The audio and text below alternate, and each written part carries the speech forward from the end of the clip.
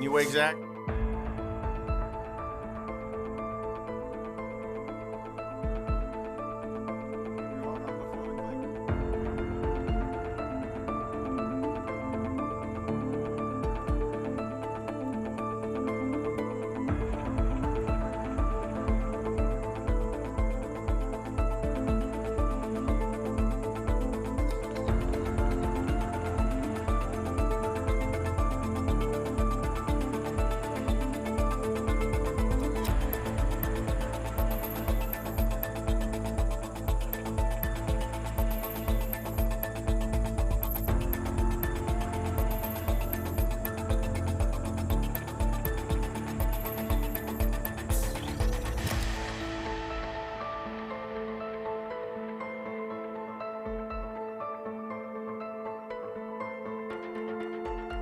June 30th, 2026, and this is our 3 o'clock work session. Please join me by standing for the Pledge of Allegiance, please.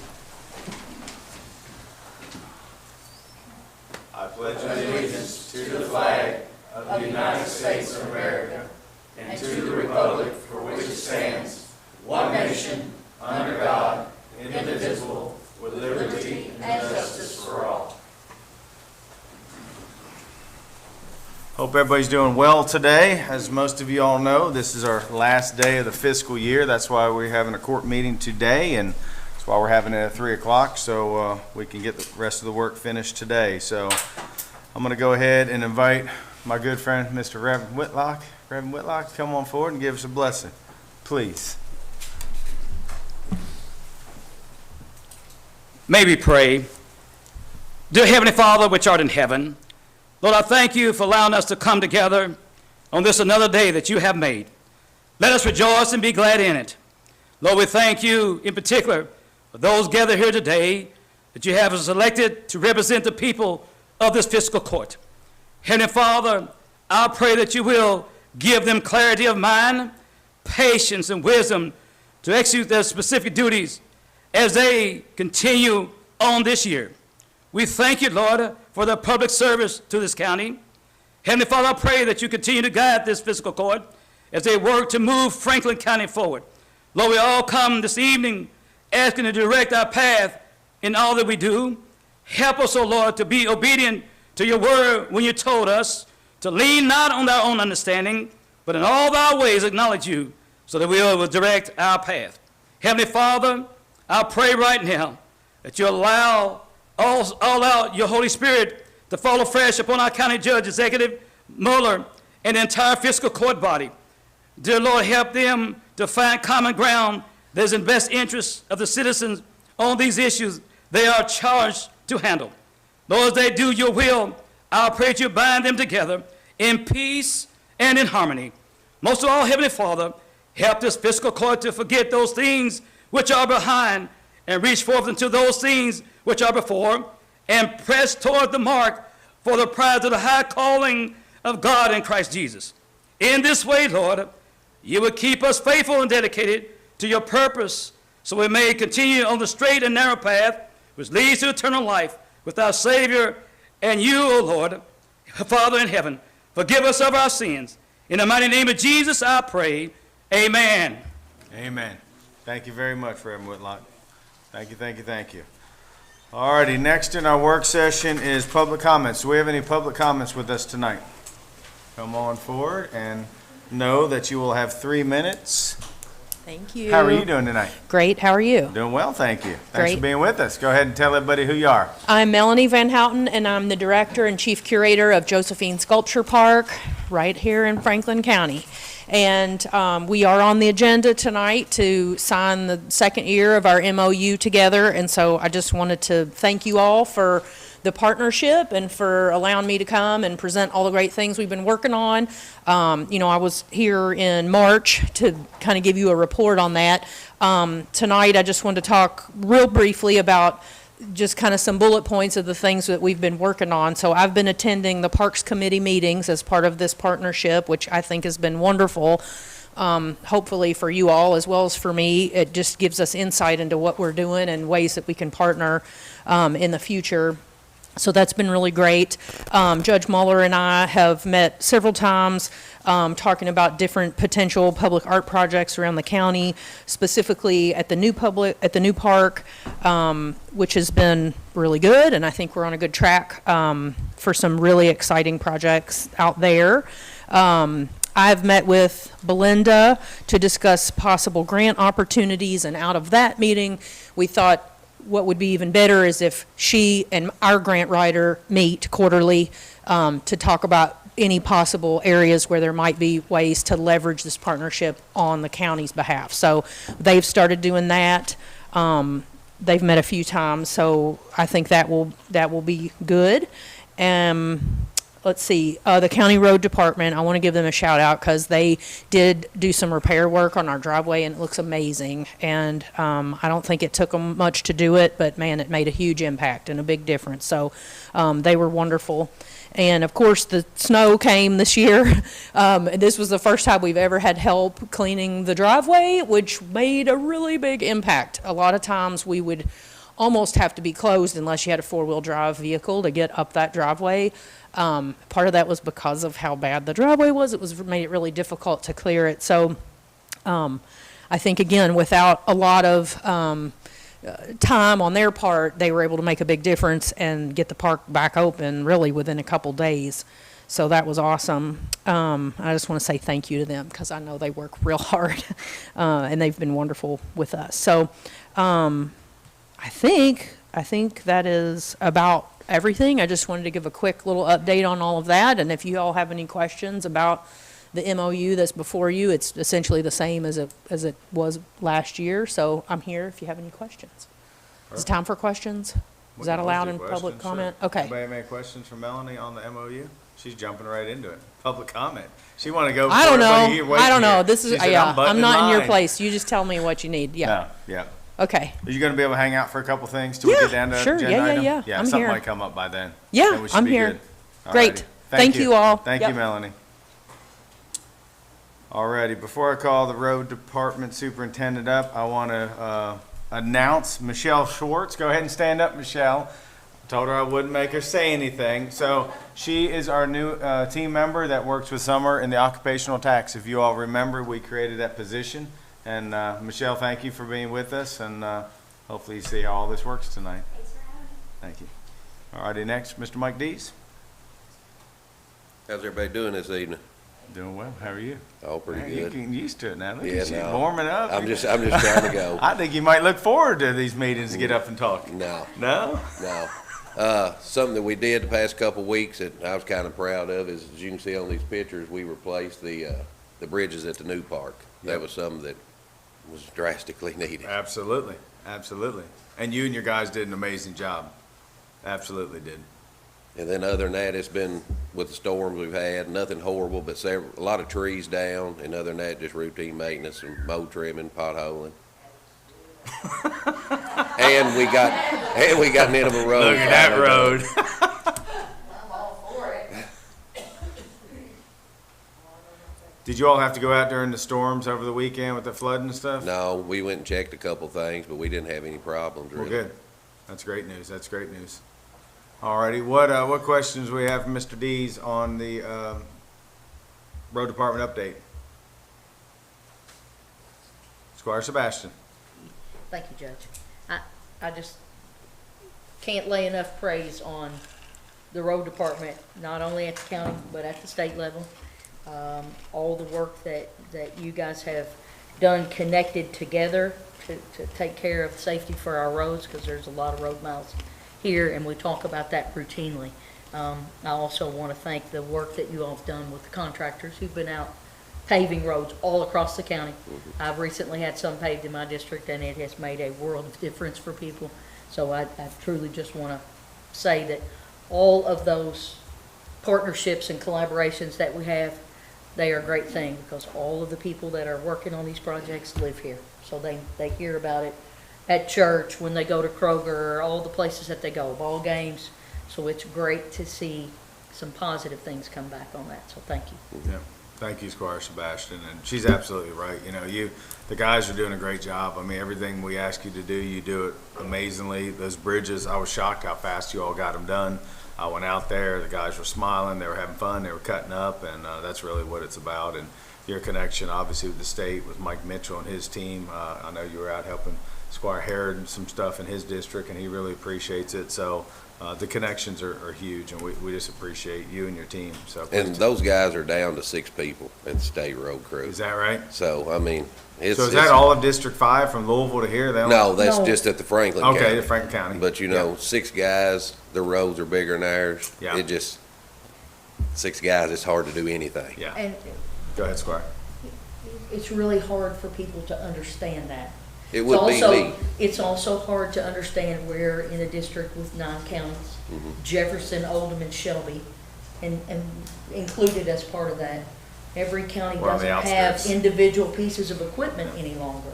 So we have to wait our turn to get mow trim equipment, grade all. There's so many things we have to wait our turn to get.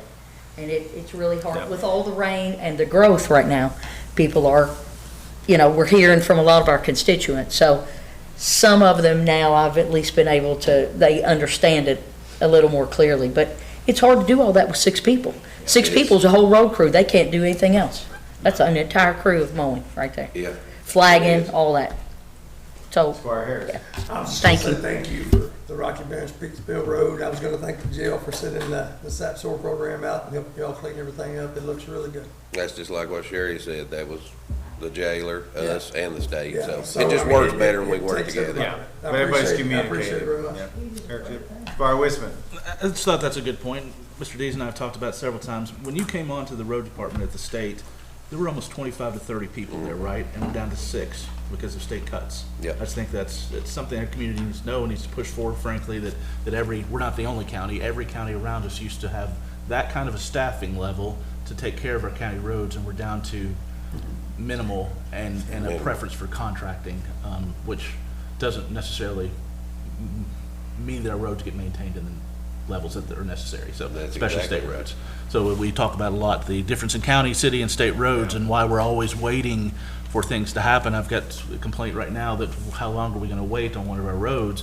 It's because we have to find a time when there's money for overtime to pull in 3 different counties worth of guys to spend overtime working on a project to get it done, instead of being able to do it in the regular course of operating, so. Well, because like Mike, I worked there for 27 years. When he's either got to pick patching a few potholes, mow trimming, he don't have the option to do 2 things in one day. And if somebody calls in sick, it kind of shuts him almost down. 2 people call in sick, he can't do much at all. He doesn't have a crew. Yeah, and the constant storms we have to deal with anymore, it seems to be we're always in catch-up, so just something that, as we're all talking to our representatives and otherwise, something else to think I about. think it'd be a push. good thing to remember. All right, Mike, thank you. Yep, Appreciate thank you it. all. All righty, next thing on our work session is administrative code review. So I think this is more kind of an update of where we are. Hey, Judge. Yes, sir. The gentleman want to make a public comment, if that's appropriate. Come on. Oh, the welcome I feel for you.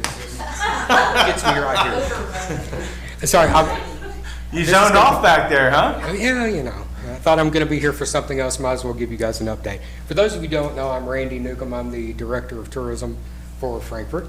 And just, if you haven't heard, they released the economic impact figures for Franklin County a couple of weeks ago. Just wanted to update you. We had a 6% increase in 2025 over 24 with $174.7 million. We rank 14th out of 120 counties in the Commonwealth. We're responsible for 1,283 jobs, $39.8 million of labor income, and $13.1 million in local and state taxes. In addition to that, some things I've talked to the judge about, I want to give you an update on what we're working with, specifically with Buffalo Trace. I have a meeting with them this Thursday, and we're going to go over some parking potential places for parking. I think we've got something that's going to be very agreeable, as well as a shuttle service. I've gotten with a company to bring in and gotten a good price on offering a shuttle for 8 hours a day from Buffalo Trace to downtown. My ultimate goal, and I've told him, is of the 750,000 visitors to Buffalo Trace annually, I want to capture at least 10% or more of those and get them into Frankfort to spend money, instead of just going to the distillery and then heading out of town. I want them to do that. So we're looking at a shuttle service. We are doing a co-op marketing campaign specifically with Buffalo Trace this fall to the Cincinnati area. And it will be as far as I know, the first time Buffalo Trace has ever partnered with an individual city to do targeted tourism marketing.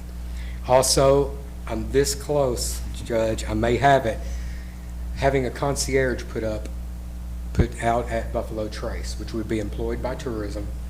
When visitors come out of Buffalo Trace, the employee would guide them to attractions in Frankfort and Franklin County, just to get them to stay here. In addition, we've hired a PR company that starts tomorrow. We will be doing a 12-month PR campaign on Frankfort and Franklin County, as well as our new digital and print marketing that we're going to do. We're also going to be doing a Heart of Bourbon campaign. This will be a co-op campaign between Franklin County, Woodford County, and Anderson counties to promote as one group organization. We have committed $25,000 to that campaign this fall. Woodford has committed $25,000 as well, and Anderson will be telling us their commitment in the next few weeks. In addition, and I'm sure she will tell you more about it, but we've got a great exhibit coming to Franklin County, and our board is very excited, and hopefully we can help promote that exhibit at Josephine Sculpture Park. Melanie's done an outstanding job, and nothing like a $2.5 million exhibit to be housed in Franklin County. So I just wanted to give you those updates on what we have going on. So far, 2026 looks like it's going to be much better than 2025. So I hope our numbers continue to increase. So I'd be happy to answer any questions, and I will try to answer them without making anything up. Judge. Randy, thank you. And before you step away, because you're going to stay for the sports. Oh, yes, I'll be here. But I also want to say thank you for working with the new sports commission. I think it's very refreshing that we're all working together for the same common purpose. Look, my ultimate goal is to have the sports commission and Frankfort Tourism working at 100% and bringing, ultimately, I want to bring more people into the community, and visitors, when they come to Franklin County, could not tell you where any city lines are. Yep. They can't even tell you where county lines are. We get people coming to Frankfort. I had one today, came in the office, said, "We're here to visit your horse farms." I said, "Okay." And I sent them to our horse farms with a stop at Buffalo Trace and Jay Mattingly on the way, and Castle and Key. So they don't know where lines are, and so we're going to promote this area. We're going to get as many people as we can into Frankfort and Franklin County, because as the state capital, there's no excuse why we're not one of the top 10. And so my ultimate goal, and I talked to one of our ad reps today, and I said, you know, we seem to forget that we're the capital. We need to be proud of that. We need to promote it. I tell every legislator when I talk to them, this is your capital as well. You may be from Benton, Kentucky, and I mention that because I'm originally from Benton, Kentucky. It's like, but this is your home as well. Frankfort is your home as well, so you need to treat it that way. And so that's how we're going to do it with our marketing as well. We're not only going to be known for bourbon, art, history, and outdoors, but we're going to be known as the capital. Good. So, thank you very much. Bardakis has a hand up. I just want to say thank you so much for your excitement. It makes me feel excited. I think it makes all of us feel excited, and I think the community needs to see that and hear that. So I appreciate you very much. Oh, no, thank you. I've been in this industry since 1995, and so it's great to come to a community where everyone gets it. They understand the importance of tourism. I've been in places in the past that didn't get it. And so I'm very happy that you guys do, and looking forward to the partnership. And as far as Sports Commission, I'm available for whatever. You need help with your budgeting, marketing, advertising, whatever it may be. Like I said, I've done this a few times over the years, so I'm more than happy to help. Scar Sebastian, you have a hand up. I do. Thank you, Judge. Yep. Thank you for being with us. With July 4th rapidly approaching, It is. you want to talk to us a little bit about the 250th activities here in the community? Oh, my gosh. Well, you got the mic? I couldn't have laid it out any easier, my man. Yeah, you did it. So, Kicking everything off will be Friday with the Liberty Holler concert. It's going to be at Liberty Hall. That's Liberty Holler. It's going to start at 2 p.m. with concerts at Ward Oaks Amphitheater, as well as some vendors set up there. At 5 o'clock, after the first 3 bands perform, they will all transition over to the stage at the old Farmers Market property. We'll have 3 bands there, and there will be some speeches in between the bands. But that event's going to be going from 2 to 10. On Saturday, everything gets kicked off at Buffalo Trace with their, I think it's a Great Buffalo Chase, Great- 2.5. Yeah, 2.5K, which is interesting, that's fine. But then the state has a great program all day at the old state capitol grounds, up until concerts that night and ending with the fireworks. So it's going to be a great weekend. We expect a lot of people. Luckily, the weather is going to be beautiful and cool. 98 degrees plus humidity. It's going to be perfect. But do not let that hinder you from coming out, especially at concerts. We're going to have cooling stations. We'll have the little mist tents and all that cool stuff. So I've even volunteered if they want to put a fire hose at the main stages. I will douse the crowd with it if they want me to. They haven't taken me up on that, but we'll do what we can. But we've got 2 great days full of events, and I think our events are going to be honestly better than any of the other cities in the Commonwealth, and I'll stand up to Cleo in Louisville and tell him that too. So, All right, Randy, thank you. thank you, Judge. All I right, appreciate thank it. you, Yep. Alrighty, so the next work session item, like I said, was administrative code review. So I want to thank Squire Tanner, Squire Sebastian, Max Comley. I mean, everybody has had a lot of input in this. Francis, HR. We've gone, I don't know how many meetings we've had. So Squire Tanner, Squire Sebastian, you want to comment on kind of where we are? Squire Tanner, you want to talk a little bit about kind of where we are with the process? Well, I will, and then I'll defer to Squire Sebastian, but we have worked on it for nearly a year. We've covered it very many times. Every section of the code has been reviewed, and suggestions to make it better and bring it up to 2026. I think that very soon it'll be forthcoming for some more review, but it's had quite a bit of work on it, and Squire Sebastian can go further with that. All right, thank you, Squire Tanner. Squire Sebastian? Thank you, Judge. So the process for the administrative code started back first year of the term. Yeah. We are 3+ years into reviewing the administrative code. There have been more than 40 meetings about it. There have been a number of hands in it. It was halted when we were in transition for some staff positions here, and that kind of abbreviated some of the work that we were doing at the time. Small hiatus there, but we got back to work. The court has seen the main body and approved the main body of the administrative code. What remains is the personnel section. It is the largest section of the administrative code and really needed to stand on its own for the breadth and the depth of the information that was in there. We've had a flurry of meetings trying to get that ready for this body ASAP, and we should have that out to you either at the next meeting of the court or I'll just say in the month of July. In the month of July, the court will be seeing what remains to be reviewed for the first and second reading, which is the personnel section of the code. And so I feel certain that Squire Tanner and myself and Judge, as members of the committee, were happy to answer anything that you may have in the general scheme of things, maybe before you see that.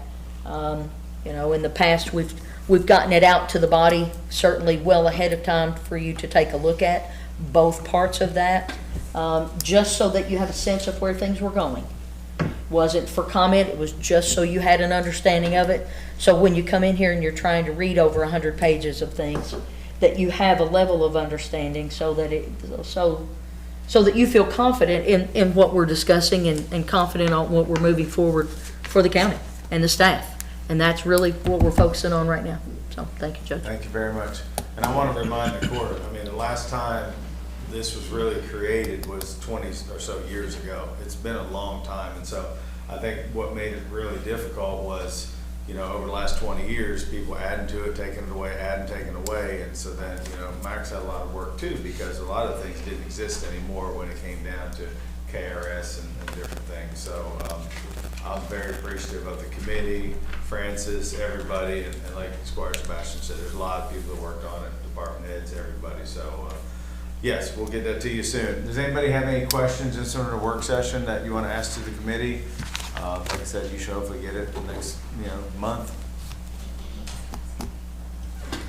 All right. So just a process about, if we can, how are we going to go about reviewing that? So in the past, there was, directive to send comments to the committee, and I don't want to do that. I want to make sure this thing is out in the public, that the public has a copy of it, and our employees have a copy, and that we come together and review, or is the intent to have a special meeting or put that into one of our work sessions? Haven't thought about it. Let me talk to Francis about that. I mean, regardless, I think the way I would do it is everyone would get it, have plenty of time to review it, and then whenever we do meet, we'll hit the areas that have some concerns or questions, I mean, I'd rather not go line item by line item, but, as you all are looking through it, if you see something that you question or you want to add to or take away from, I think, probably that's what we'll do. So Okay. we'll let you know, what we're gonna do there. Okay, is that okay, Squire?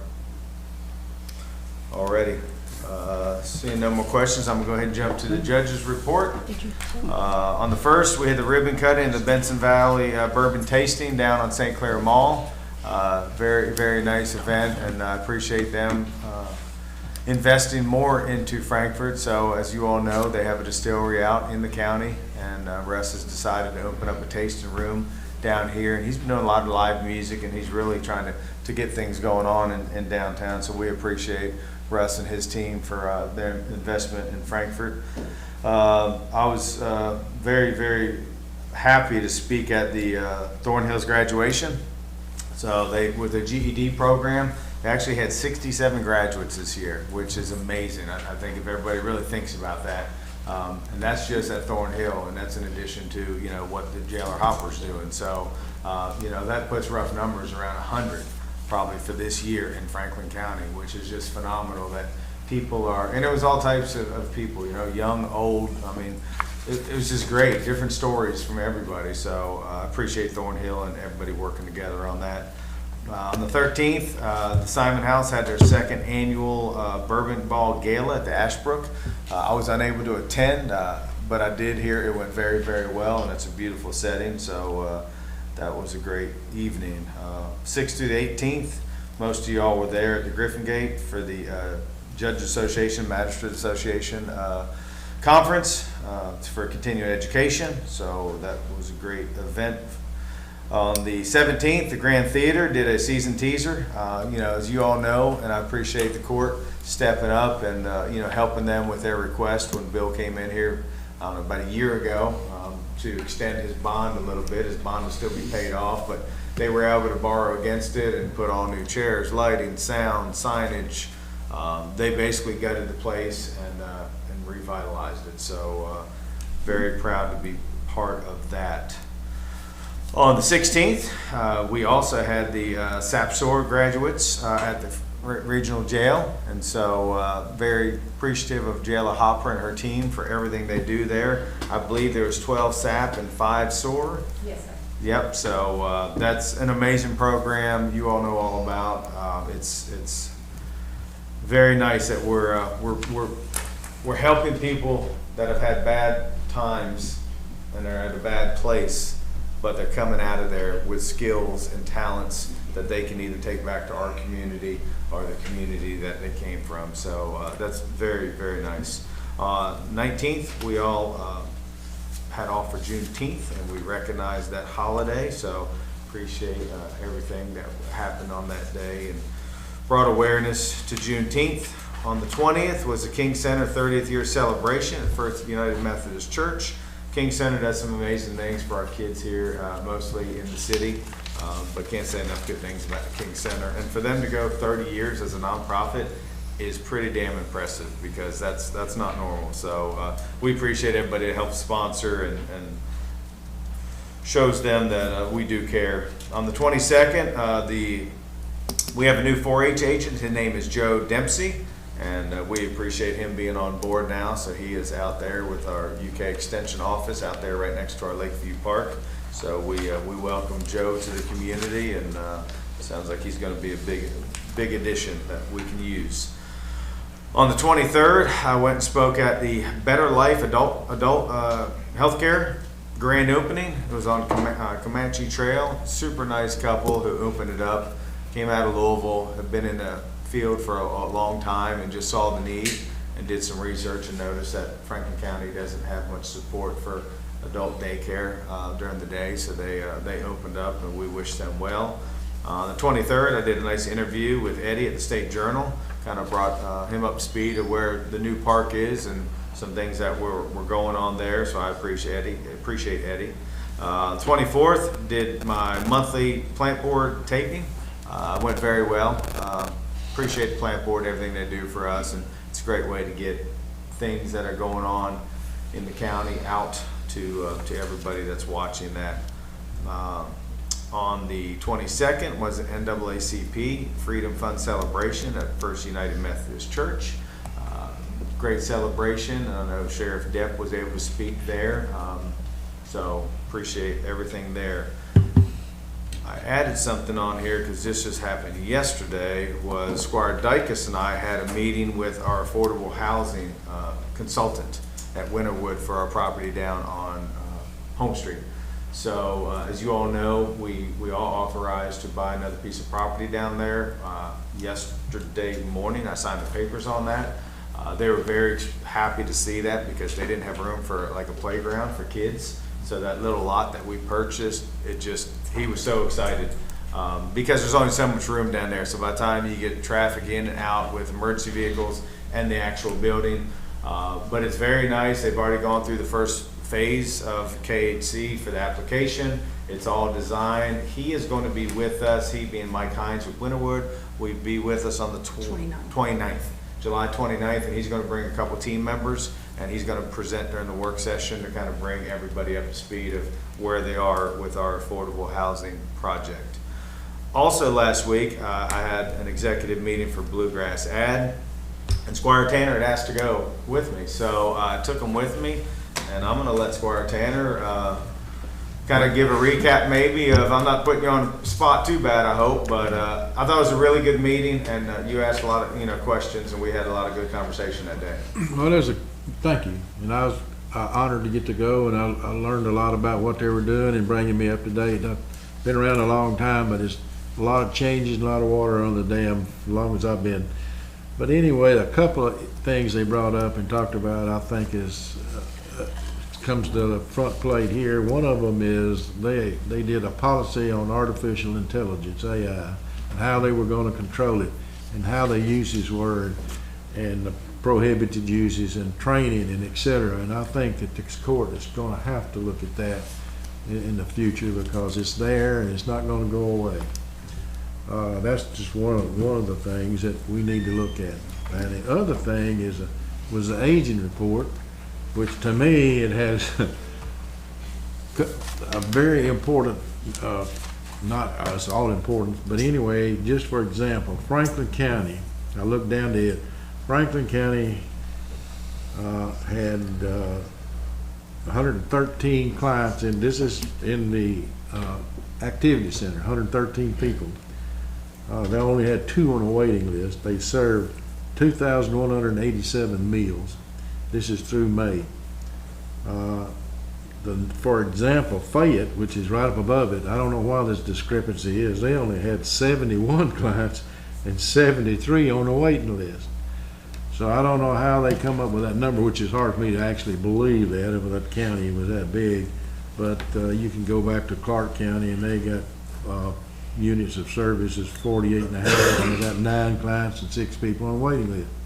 It's amazing how great Franklin County is doing according to the report from Bluegrass Ad. And these numbers right here, I'll be glad to share them with you. Maybe I'm misinterpreting them, but I think the big factor is where Franklin County did 2,187 meals and Fayette County did 1,440. That's a huge discrepancy, and it's a real positive for this county.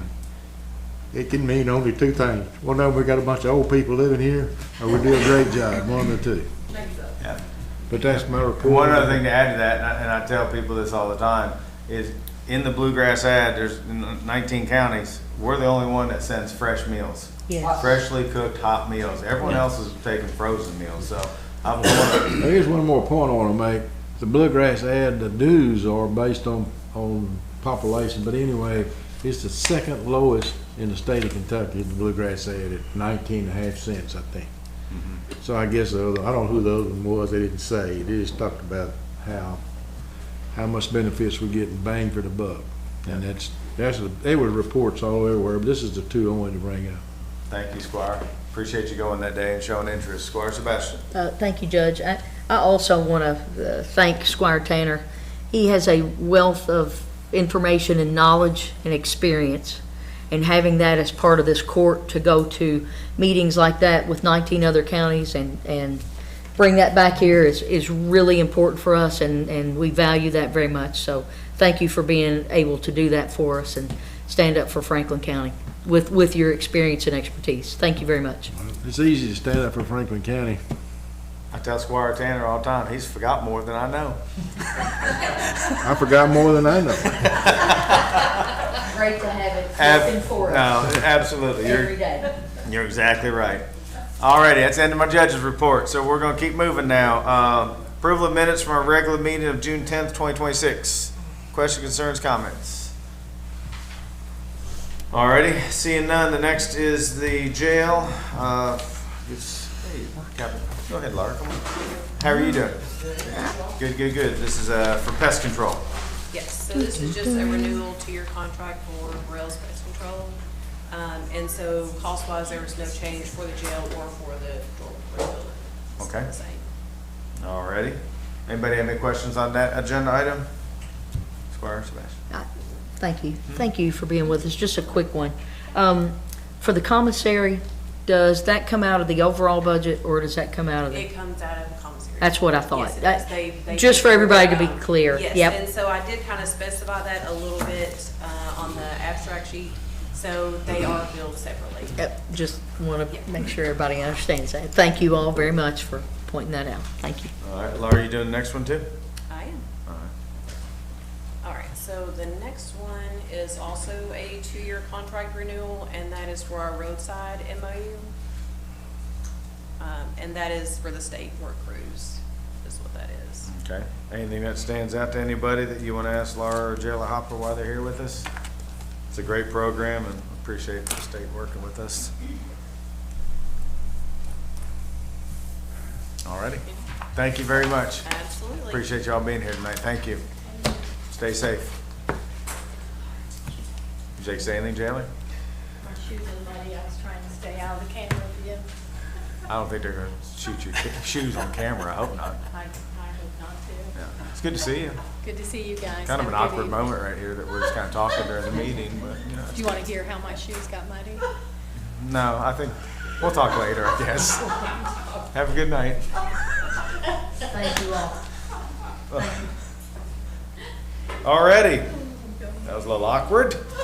So next we have, oh, look who's here. Is this 2 meetings in a row for that? I think he misses us, Court. I think he misses us. I think the truth is coming out. Could you please announce who you are so everybody knows you? Yes, sir. I'm Scotty Tracy. I'm with the Franklin County Sports Tourism Commission. Thank you for being with us tonight. You're welcome, sir. What about Executive Director Randy Newcomb and all his names? It's good stuff. It's good stuff. So, Scotty, you brought a budget before us. I know you made a couple changes. Anything you want to talk about to the court? Yeah, and again, before we get started, I want to apologize for the last one you all got because there were some clerical errors on that. That's on me. That's on no one else. So, the budget you all have in front of you today was amended and has been approved by the board. I will say that the fiscal year 27 Sports Commission budget has been reviewed by the county's great treasurer that has confidence in this budget, which we appreciate.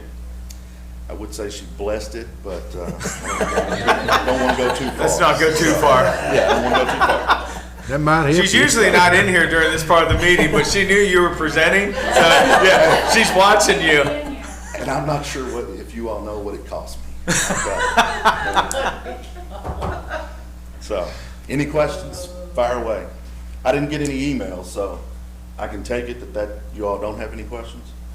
All right, let's open up for questions. Do we have any questions? And I just want to make sure everybody realizes, and Randy, we really appreciate you being here and things you said, because, you know, in the past, things haven't always been the way we'd hoped they'd be. And I know the Sports Commission is new, and new is scary for a lot of people, especially our community who doesn't know. And so I think one of the things that this shows is that tourism and the Sports Commission are two separate boards, but they're working hand in hand. You all go to each other's meetings, you talk, you're here to support him during his budget. So I think that speaks volumes. So is there anything you want to say, just since you're up there? Well, whatever's happened in the past, that's before I even came to Frankfurt. Yep. So I don't even worry about that. I'm just taking it from the day I got here and going forward. I have great optimism for the sports complex and the sports commission. It can do great things for this community. I've seen what it's done for other communities. And so I want it to be 100% a success. Anything we can do to help make that become a reality, we're going to do it. Because it does no good if our organizations are not working together.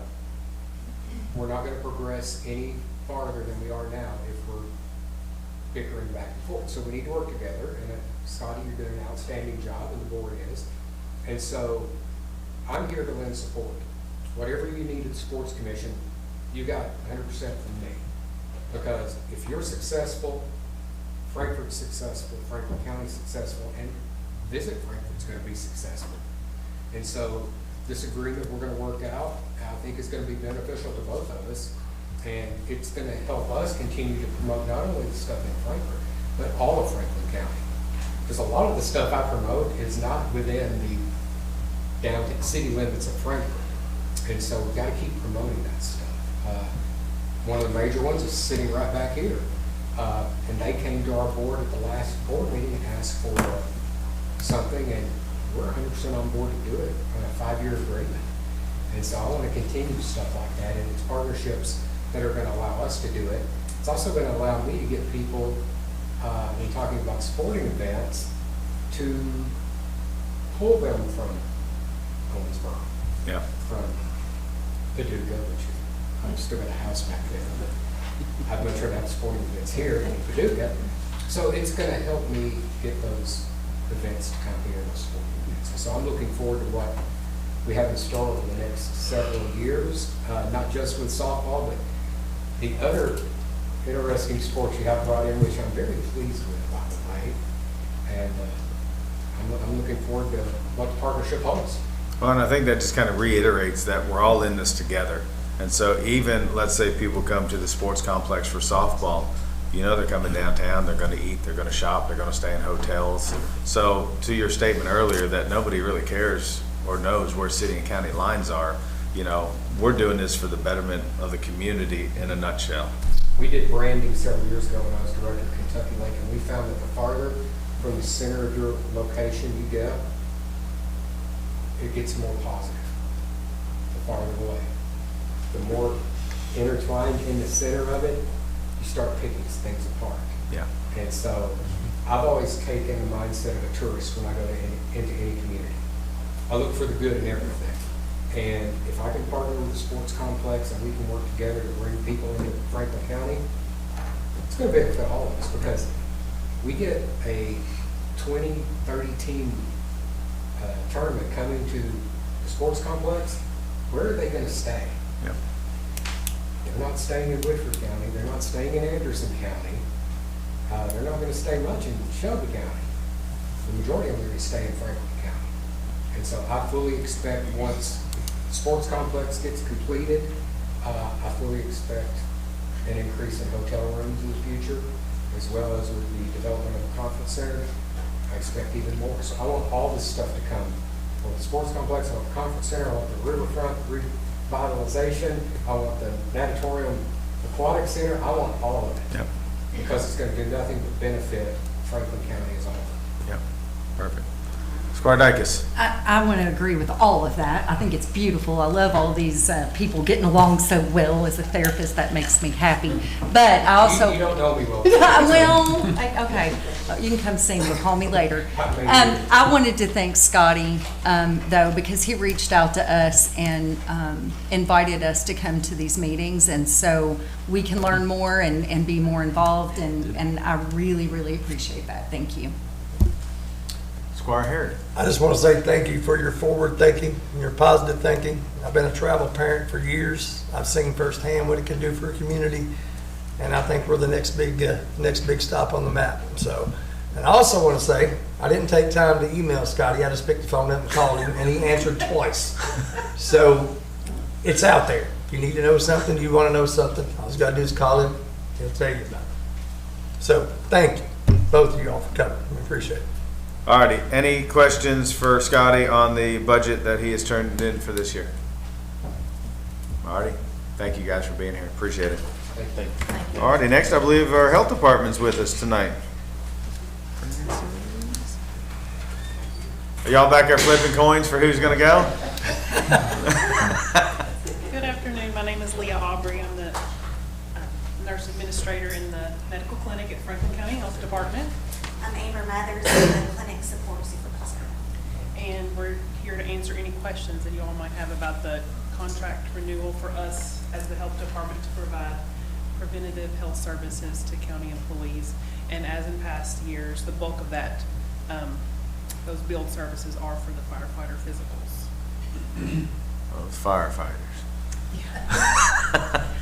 Firefighters.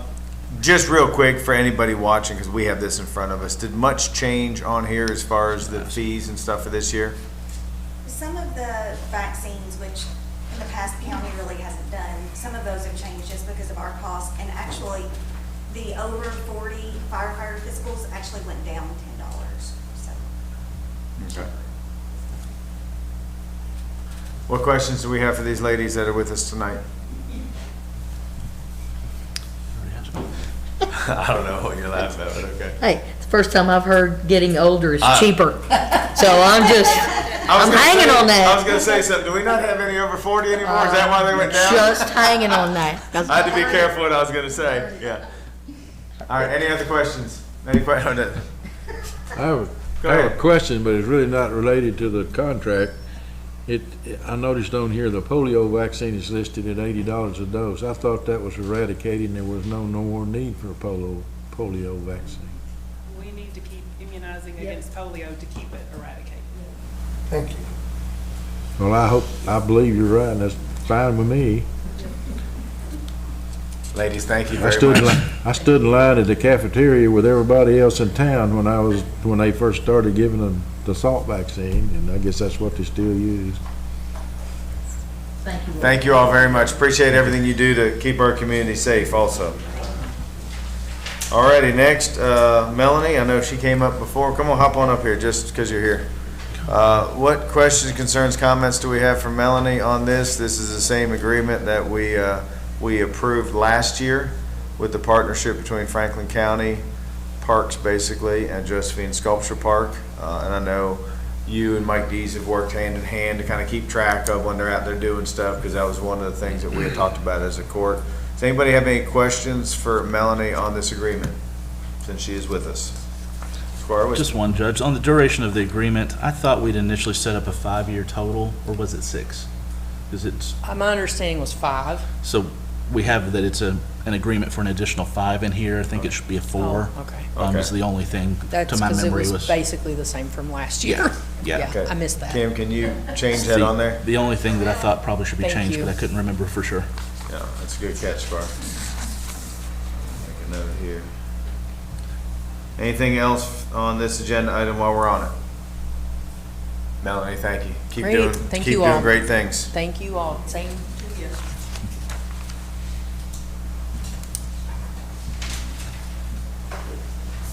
This is a big one. Come on up there, Mr. Kendall. A couple of these. How are you doing?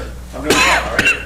Doing well. So please state your name for everybody watching in TV land. Charlie Kendall. I am the board coordinator for the Franklin County Agency for Substance Abuse Policy. I have two memoranda of understanding to ask your approval of tonight, both of which involve opioid abatement dollars that have come to the county. One of which was through the grant that this is the third year that ASAP and Just Say Yes and Wanda Joyce have applied, and we were successful in receiving $750,000 spread over 2 years. They've gone to a 2-year funding cycle now. And this was the grant that originally I was here 2 years ago that allowed us to fund through the county attorney, the community engagement specialist. And I'm sure that Max feels the same way that we do with how smart we were to do that. It has paid tremendous dividends to this community, particularly to the young, and that was one of our goals. As I had for the last 2 years, I have paid for that position and its benefits totally through the opioid funds, state opioid abatement funds that I received. And I warned you last year that that was going to end, and I'm here to tell you that I told you the truth. When we applied this year, we were told to cut back 25% on our positions, on our funding for positions, to encourage sustainability within the community. We did that, and then they came back and said, we've got a lot of people that want a lot of money, and we're going to ask you to cut back another 25%, and we did that. So I'm here today for the memorandum of understanding between Fiscal Court and ASAP, and what we were able to do is to give $45,000 for that position in this fiscal year. The second fiscal year that I have this grant for, there are $0. So this is the last of this funding that I will have available for this, and it'll be for this fiscal year. So, are there any questions about that particular MOU? Max, you want to say anything? Charlie kind of laid some stuff out there. If I could, I actually brought Ashley in just so she could give the court a little snippet, and I can tell you it's going to be just a little snippet because everything that she actually does for our office in the community, it is a lot. It is a lot, weekends, nights, and everything else. So if she could just give you all a little snippet of what this money goes for. Yeah. So I'm actually the outreach coordinator. I did this from June 2025 to June 2026. I have worked with 169 individuals total by myself. It was a lot, but it was really good success. Right now I have 93, and 93 that I'm working with total, 52 adults and 41 juveniles. Those referrals come through the school, court, the sheriff's office, and social services. Usually, sometimes community, like Wanda Joyce or a therapist may refer someone to me for some help, but most of my referrals come from there. And so the things I do with like district court are I monitor people's compliance with their treatment or their classes, and if it's not working, we figure out, is it transportation? Is it you don't like this therapist? Is it this rehab isn't working? We kind of go from there to make sure they stay on the right track. And with the kids, which is kind of like my big focus with the violence prevention and intervention, I get those referrals from juvenile court, the school, and DCBS, and I meet with their parents, I meet with the teens, I meet with the schools, and we kind of come up with game plans, identify any barriers, get them into productive activities outside of, being in the streets causing trouble. We partnered with Just Say Yes to get some yes cards for juvenile court. We only gave out 6, but we're gonna keep doing that. Because I've had more interest in kids that are seeing the other kids going to the doo-wop shop or playing sports, things like that. So we are going to continue doing that and hopefully give out some more of that, those yes cards. And then with that also, we started last June, OMAC, Operation Making a Change, which is through juvenile court and DCBS. It's for our like high-risk kids, the ones who either have, you know, high-risk charges, violent charges, or they are at a high risk to offend. We have had 37 graduates in that year, and only 3 of them have reoffended, which is good. And we have had 3 come back as mentors and continue, not court ordered, not ordered by DCBS to come. They just come because they like it. We're expecting a couple more out of this class. We just graduated some yesterday. But some successes, I'll say, from the kids that I've worked with. Like I said, we've had 3 come back. I had 1 graduate high school early. She was one that I had in juvenile court. And then OMAC, she graduated high school early, and we got her enrolled in college. We helped her with all of her financial aid and all that, and she is still enrolled at BCTC a year later almost. We had 1 graduate high school early that Charlie reminded me of. She was a very rough, and she had a lot of challenges. She was stealing cars all the time, and I was like, I'm never going to get, you know, through with her. But she ended up continuing to come to OMAC. She wanted to be at Thornhill all the time, doing like in the garden, in the parenting, we had painting classes. She wanted to be there all the time, and we actually got her a job at a culinary place, which is the career field she wants to be in, and she's been on the straight and narrow, and that's been great. We've had truancy rates are down. We had 1 that was missing school for, I think it was over 3 months, and we started working with him, and we kind of got his barriers figured out. The school was really great with him, and we got him a yes card to the doo-wop shop, and the rest is history. He's been great since he actually came and played the guitar at his last court date, and so that was really cool. But we've had 3 gain employment while they're in OMAC, and we've had 3 go from the academy, which is alternative school, back to their home school for good behavior and good grades, and that's just from, you know, us working with them in OMAC.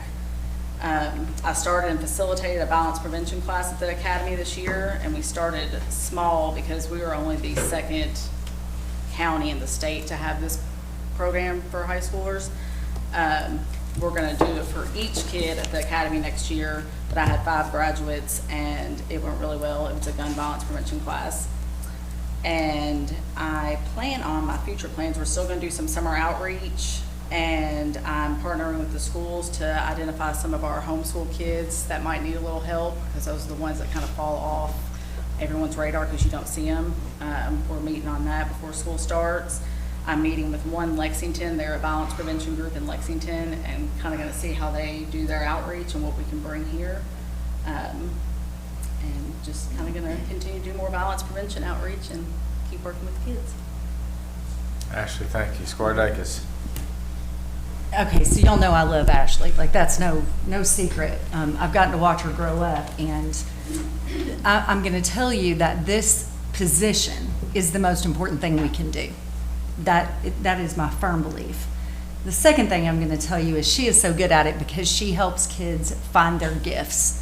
She just does. She helps them find what they're good at, what they love. She gives them a path forward, and that's all kids usually need. Mm-hmm. It's what they need, but there's nobody out there to do that with them, and she is doing a brilliant job of it.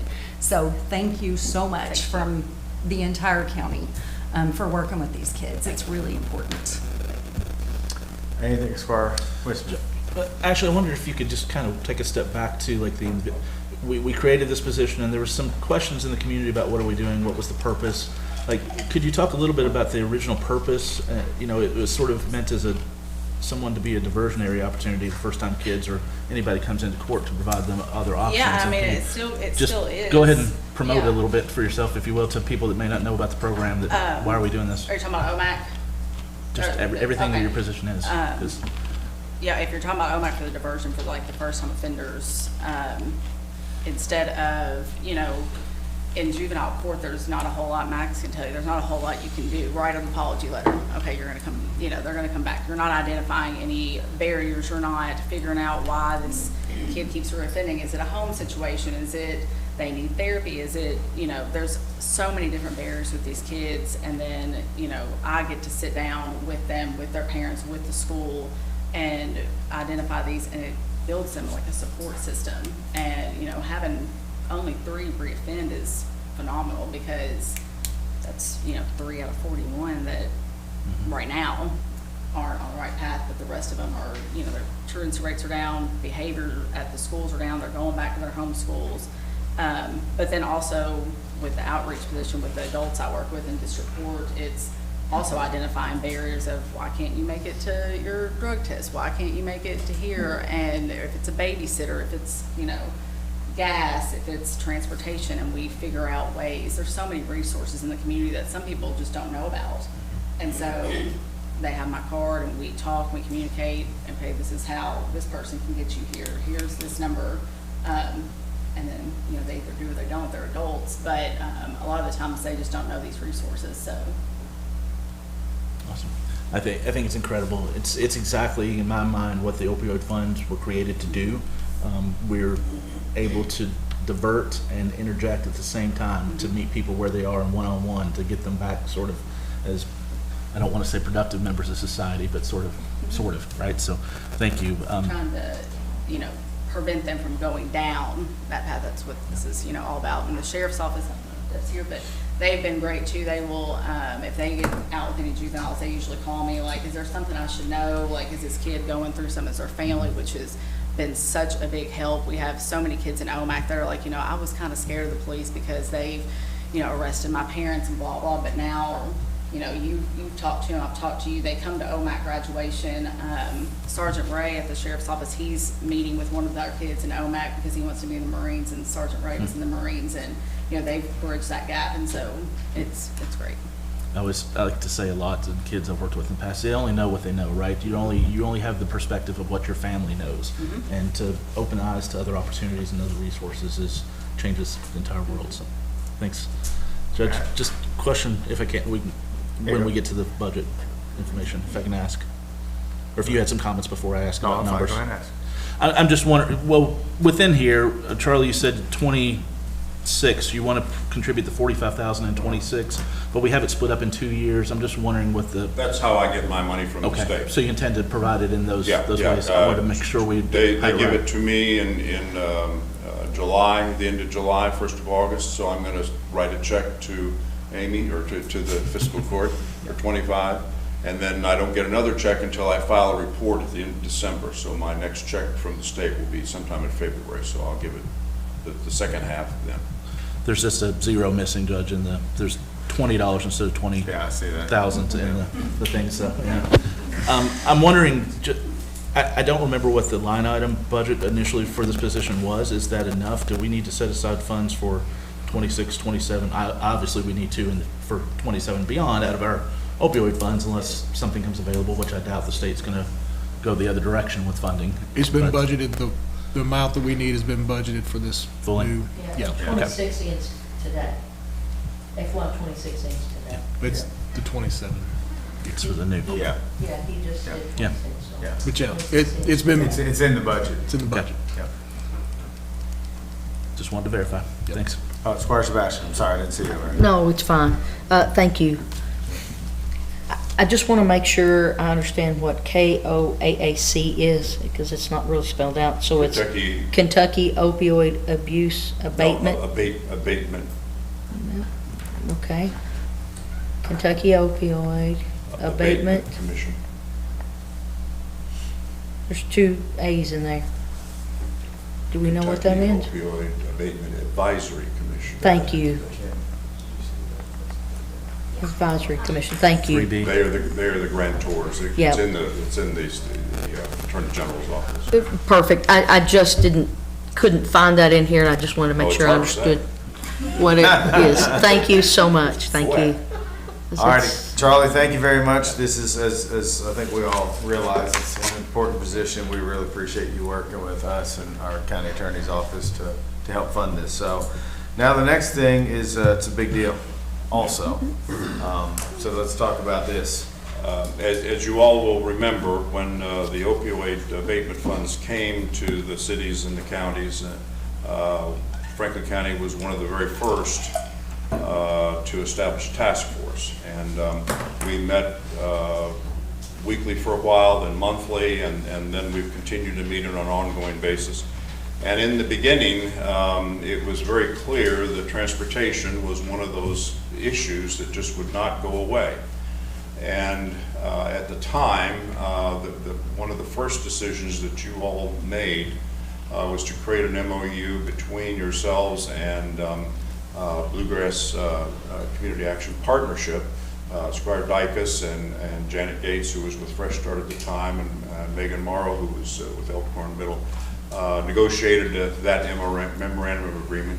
And it was specifically for youth who were undergoing some sort of mental health emergency or that needed to get to treatment and couldn't do it, grandma didn't drive, or whatever the situation might be. And so that memorandum of agreement was approved by you and has been in force all this time. The issue of transportation continued to be a topic of great conversation, and most of the organizations that work in this field well, let me just give you an example to illustrate my point. L. Travis, who is the executive director of Yes Arts, also is the youth director at the Christian Church. And so on Monday evenings, she drives a bus. She drives a church bus in order to pick up people from Fresh Start, the ladies that were going through transitional housing at Fresh Start, to bring them down to Yes Arts to go through some of their program. And it was highly successful, but here was a woman with 2 jobs driving a bus in order to meet transportation needs. So the issue continued to permeate the community. In early March, the judge convened a meeting with Jason Monroe from the city, Mike Feldman, Traditional Bank, who's on the board of Bluegrass, Troy Roberts, executive director, Amy Snow, Amelia Berry, and myself. We had a very rousing conversation, and we had a list. We brought a list. These are the things that we think we need to do. And Troy kept looking at them and saying, I think we can do this. I think we can, and I was a little surprised, to be honest with you, because I was worried when somebody's a little bit too agreeable here to some of the things that we were trying to get done. And then, of course, the city has city transit, and they are in the process of trying to figure out, should they extend their times past 6 p.m.? Should they extend their routes? So the discussion was very robust. The way we left it was an understanding that whatever we came up with, the city and the county would participate equally in that financial solution, but more importantly, that we as the agencies, we refer ourselves as the Opioid Alliance, needed to figure out what it is that we needed. So we went away, we planned, we convened, we had 2 or 3 different meetings among ourselves, and it's real hard for lay people to sit down and plan bus routes. It is just real hard. We knew what we had. We knew we had 30 kids that needed to get from Hickory Hills down to the Boys and Girls Club. We knew that they had to get there between this hour, and then they needed to get back up. We knew that. We also knew that there were people coming down East Main that needed to go to Yes Arts on Monday evenings and then on certain other times. We knew that maybe the Recovery Cafe was going to be circulating some people in long-term recovery that needed to stop at Walmart for food, or needed to go to a doctor's appointment, or needed to do X, Y. We knew those things. And so we kept trying to get very specific. And at one point, we had a discussion amongst ourselves, do we need to become a transportation hub? Do we need to we said no. They're already doing this. Yeah. So we met with Troy, and we met with the staff. And we said, Troy, you guys are already doing this, help us. So from that discussion then comes this memorandum of agreement. And this memorandum of agreement is only now for BGCAP, the Bluegrass Transit Partnership. And what it does, we have erred on the side of you're not going to see on Tuesday we're going to do this in this agreement. This agreement takes all of those of us that are in the alliance and makes us responsible for communicating to Bluegrass CAP, BGCAP, what our needs are. We have in mind about 4 to 5 different routes, and we're gonna sit down with him and go through those. But as we do, on a Monday night, there may be 10 kids, the one week, and the next week, there may be 15.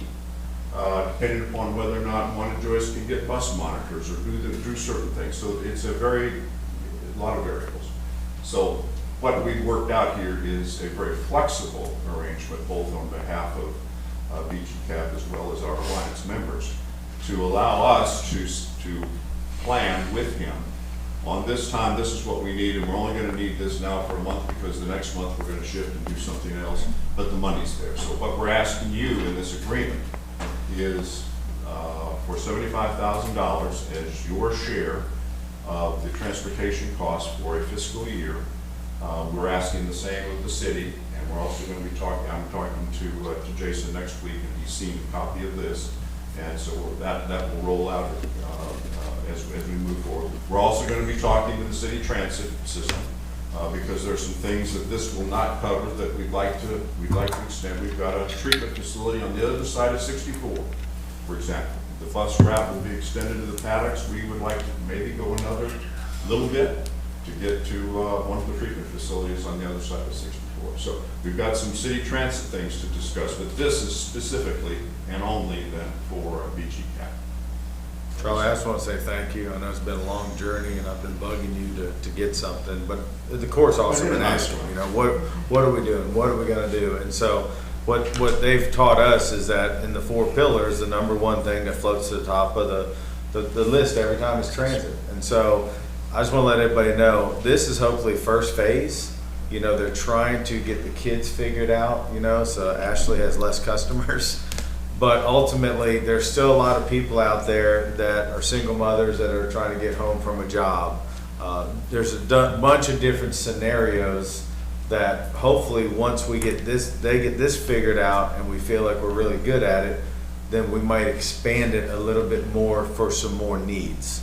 So we kind of took mostly kids, the majority of what they need, and that's what they've designed around. So just to let you all know, there probably is more coming, and I can't thank BGCAP enough for stepping up. Like I said, when we were in that meeting and Troy sat there and he said, "So what we do, not a big deal." We felt a lot better leaving that meeting because we didn't know where to start. But to Charlie's point, the city is talking about extending some routes out in the county and other places to kind of help facilitate some things. So it's a community effort. So what we added, this started as the original MOU that you had approved 2 years ago.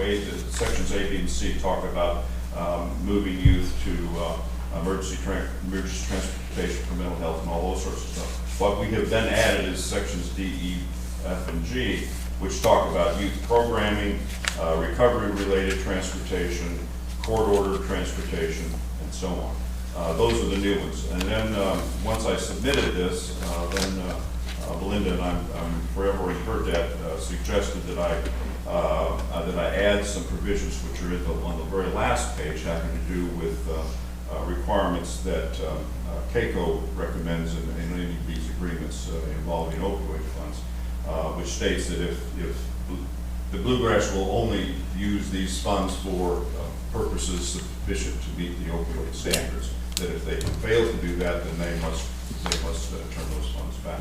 And then she's also given me all the authorized attestations that I've already sent to Troy for him to sign, which I think CAECO has recommended as well.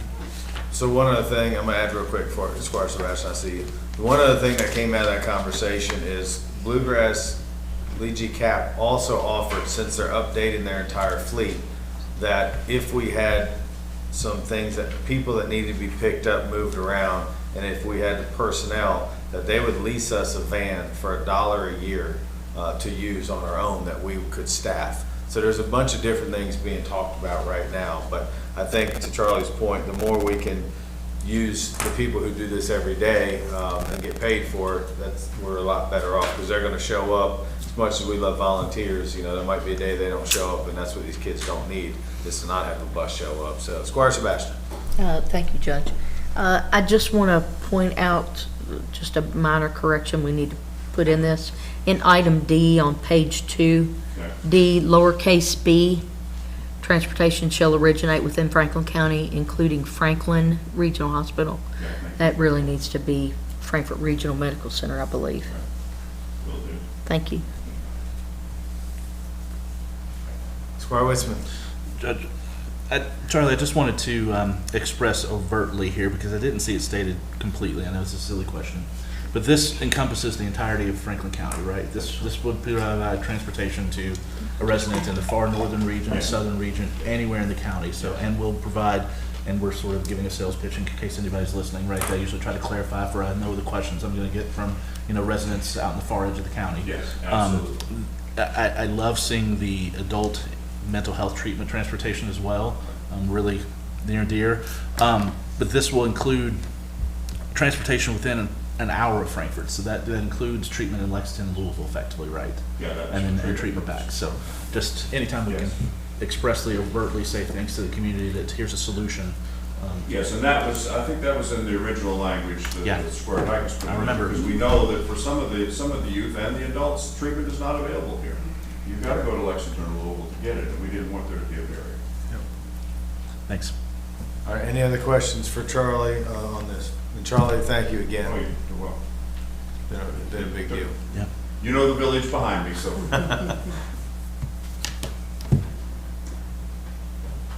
You're cutting me off or cutting me off? Andrew, did he break it? Does that mean his time's up? It's not working.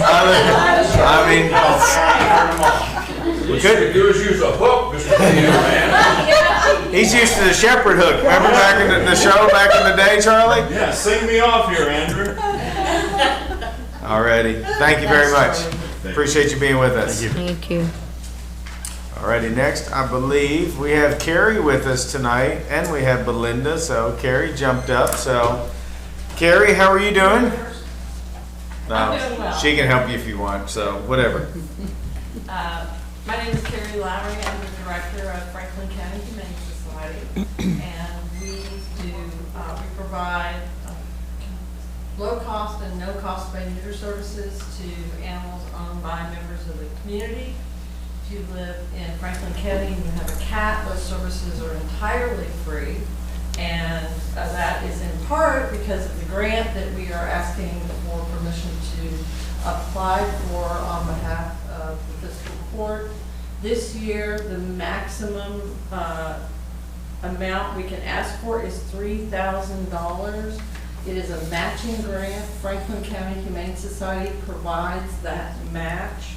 So it would eventually be $6,000, which would provide services for 112 cats in our community. We did 1,221 cats in the last fiscal year, spay neuter services, so that's, yeah. Kelly, yeah, that's kind of how we feel about it.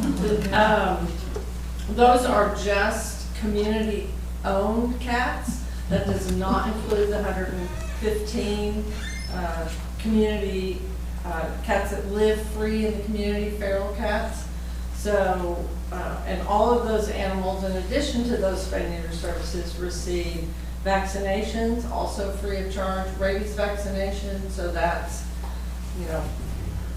over 1,300 cats in the community that are vaccinated for rabies free of charge, as well as feline upper respiratory viruses. They are provided with flea and tick prevention as well, good for 30 days, especially important this time of year. We are still seeing a lot of ticks.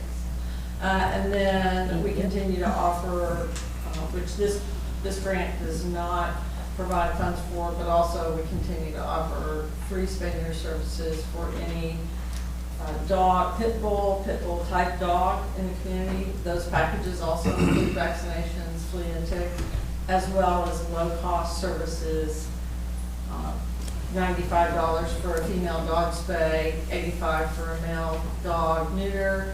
Again, those packages include vaccinations, flea and tick.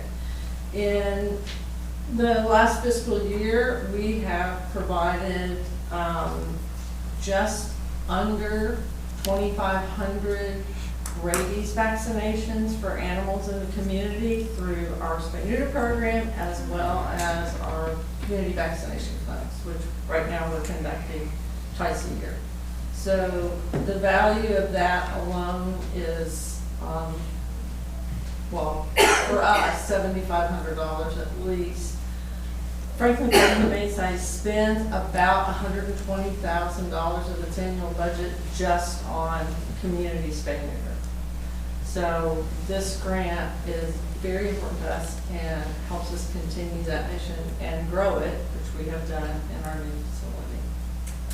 Speaking of the new facility, as you were sitting there talking about it, I was thinking about all the conversations we had years ago about where can we set up a place? We don't have anywhere to do spade and neuter, and they're going in abandoned buildings and anywhere you could just to make it happen. And that's what reminded me when you were talking about all this. I was like, The old oh, health Lord. department on Dance Creek with no air conditioning, Yeah. and, you know, we rented, we did the barn We're at Lincoln Davenport's Park, area, we did yeah. Davenport's, we did underneath Mortensen, what was Mortensen Family Dental on 127. Yeah. We've been all over town doing spay-neuter. It's really nice to have it in one place.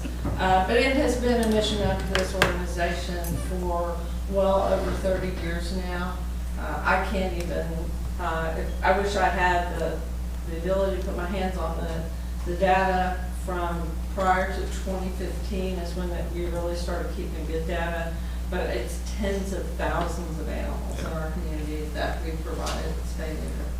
And in our new facility, we are also able to offer at a very low cost to our neighbors, Anderson County, Shelby County, Owen County, Woodford County. It doesn't matter where you live. We've had people bring cats from as far away as Nelson County to avail themselves of that program because access to care in the state of Kentucky is, we're pretty low on that totem pole. So we're pretty proud of what we're doing, and we're going to continue to do it and do it to the best of our ability. And I thought you were just going to say something about the building, but we're in heaven down there in our little holler. And we love our new neighbors, and we're getting more solar arrays, and so hopefully that building will stand there for decades. Yeah. All right, any questions for Carrie on this grant? Carlos? Carrie, you didn't mention how many total dogs and cats that money had done for this county this last year. 515 dogs, 738 cats. So the grant that we received last year, which ended up being $1,250, and then we matched that with another $1,250, did 86 cats. 172 cats, 192 cats with the combined totals. And we filed that report with the Kentucky Department of Agriculture, the Spay-Neuter Advisory Board, Animal Control Board, and Advisory Board actually. And a copy of that gets sent to you all as well.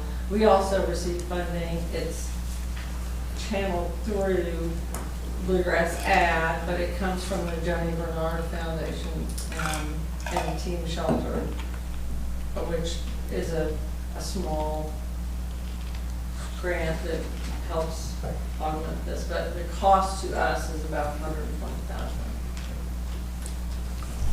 Bartender. Yes, I have a question about the results from having this program.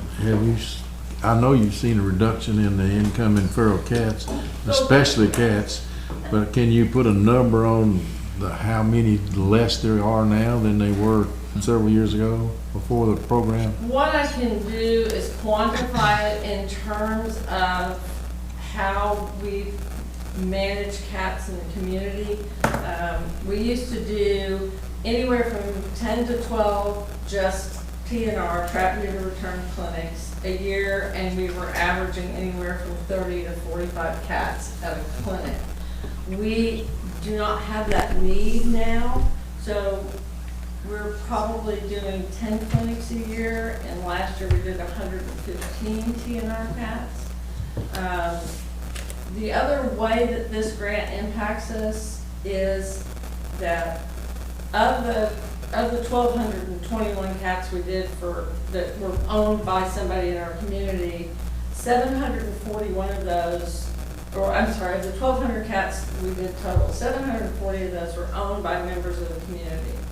6 years ago, before we started this program, we did 315 for community-owned animals, and our intake numbers were double what they are now.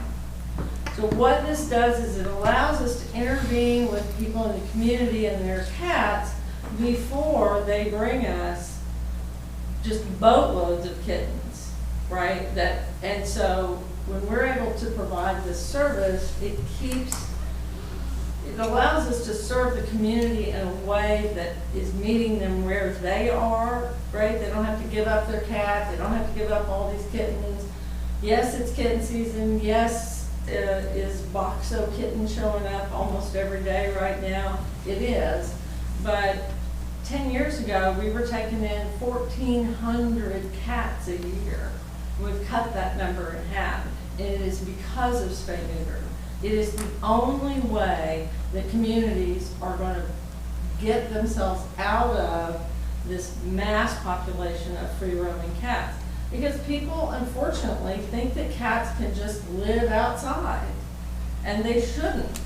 But for the ones that do, that aren't tame, that aren't social, that in and of itself should not be a death sentence. And so this program allows us to meet those needs before it becomes a crisis in the community. I mean, we used to get calls about colonies of 20, 30, 40 cats. Our very first TNR was at the Taco Bell on Versailles Road, and they did 55 cats. That was back when we drove the old bus around, and they loaded that bus up with trash. We had to go to Woodford County to do that. We don't get those calls anymore. We get nuisance calls. The animal control officer, Richard Sanford, gets nuisance calls about cats, but they are very small pockets of cats. We do not have a mass colony issue in Franklin County anymore because of our spay-neuter policy. Pretty much. Carrie, thank you. Thank you. Appreciate everything you and your team does. We love our dogs. All right, next I believe Belinda's gonna come up and I'm just gonna do a little fixing there. Yeah.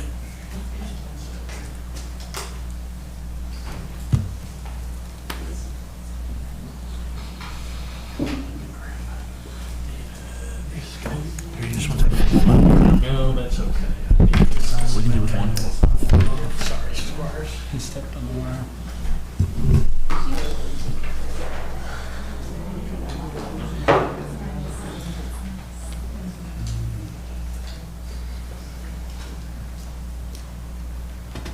Mr. Peabody and Sherman over here. That's old school there. That's old school there. All right, she's green. She's lit. Nice work, Mr. Tippett. Thank you. Way to hit it on the fly. Belinda, how are you doing? I'm doing well, thank you. Great. So you have a couple things for us. I do. The first, this is to authorize the selection of ERS Wireless, the scope of work and agreement for an access control system for elementary schools in the Franklin County School System. In October of last year, Fiscal Court accepted a federal COPS School Violence Prevention Program grant for $233,584 in federal funds to be used for the purchase and installation of access control equipment. The required match for the grant is $77,861 and will be paid by Franklin County Schools, bringing the total available funding to $311,445. An RFP for vendors was advertised on May 27th. ERS Wireless and Waltz Business Solutions submitted proposals. A selection committee met and chose ERS Wireless as the preferred vendor. You all should have received earlier today an updated agreement from ERS. And on page 19, it shows the cost of the system at $307,593.72.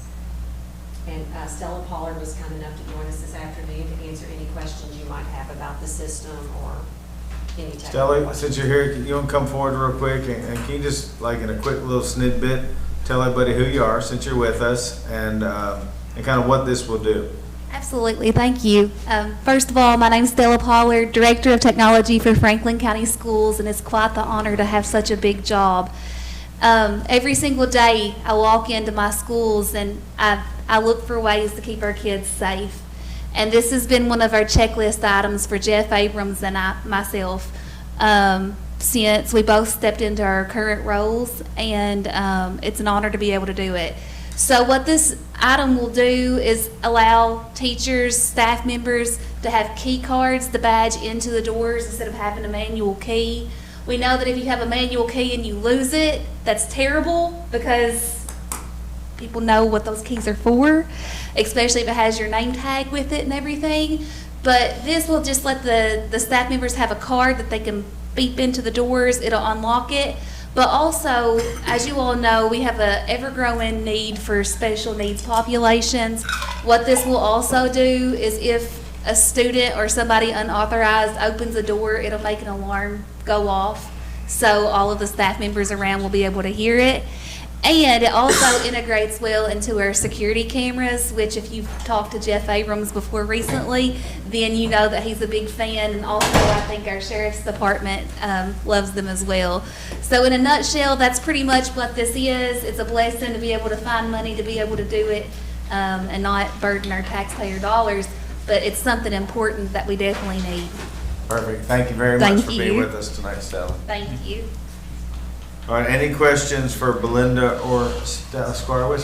Just to, if you want to step up and maybe. Oh, sorry. I'm wondering, both I should have of left you up there. One for both of you, really, but there's a 5-year subscription, right, and contract with this, and I'm wondering about plans for thereafter. Is there a thought that this grant will continue and be available in the future, or is the school district going to eat the cost of maintenance after the 5 years? We'll eat the cost of the maintenance after the 5 years. Right now, we're currently paying for other schools to have door access control, but you can't put a dollar price on student safety. So it's a priority for us. And then both of you maybe, but Belinda, I'm assuming, I just wanted to say technically here, the schools match the $77,000. Is that going to come, it will have to flow through us. They'll have to contribute that to the court since we were awarded this, The way right? it will work, and I did verify this with the federal project manager, is we will be invoiced and then we will file for reimbursement. When we go to get reimbursed, we will also invoice the school system. Okay. They will pay us, and then we'll get reimbursed by the federal government. Okay. So I imagined that was going to necessitate some finagling later. Okay, Yeah. thanks. Squire Blackburn. Stella, good to see you today. Good to see you. Are they doing this at the high schools or middle schools? We already have a door access control at the high and middle schools. Not at CTC. We need to get one at CTC, but that is on the radar to do. Awesome, thank you. Thank you. I won't forget about you, I promise. Okay. Any other questions on this agenda item? Alrighty. And then obviously the next one. Go ahead, Belinda. So this is a memorandum of understanding between Fiscal Court and the Franklin County Schools regarding the roles and responsibilities of each party in the execution of the COPS SVPP grant. It specifically acknowledges that Franklin County Schools are responsible for the required local match and any additional costs beyond the grant, and that Fiscal Court is responsible for the administration of the grant. And we'd already established this, but I think it just felt like a little bit tidier just to go ahead and get this. Yeah, I know Mr. Cobb, when they went for the federal grant, he wrote a big piece of paper, about it and said everything, but we just thought it'd be cleaner legality-wise, that if we had an agreement, just that laid it out, because that's what we're used to. Any questions for Belinda on this item? All righty, thank you. Thank you. All righty, next, authorization to approve order of allowance for the Board of Assessments Appeals. Anybody have any questions on this agenda item? I think everyone pretty much has it in front of us. All righty, next, Max, I have your name next to this one. Next item is our I should say, are the subleases for the Crown Victims Advocate, County Attorney, and Commonwealth's Attorney. In the courthouse, same rate as the previous year. Squire Sebastian. Thank you, Judge. I just wanted to ask, in light of the flood, in light of not being able to fully utilize the facility at the courthouse throughout the year, what allowances, if any, have been made or discussed or? What we did with that was we worked with AOC and did a proration of the lease payments during the period of time in which those offices were closed down in the courthouse. Just good for our community to be reminded when this number comes before us again. Correct. We were able to work with AOC and arrived at a number, and everybody agreed on it. Yeah. Yep. Anything else for Squire Wisman? Just one. Mr. County Attorney, I've asked before, but maybe I just want to clarify. The, if I remember right, there is a Franklin County Public Properties Corporation. That's right, that the courthouse is held under legally. Correct.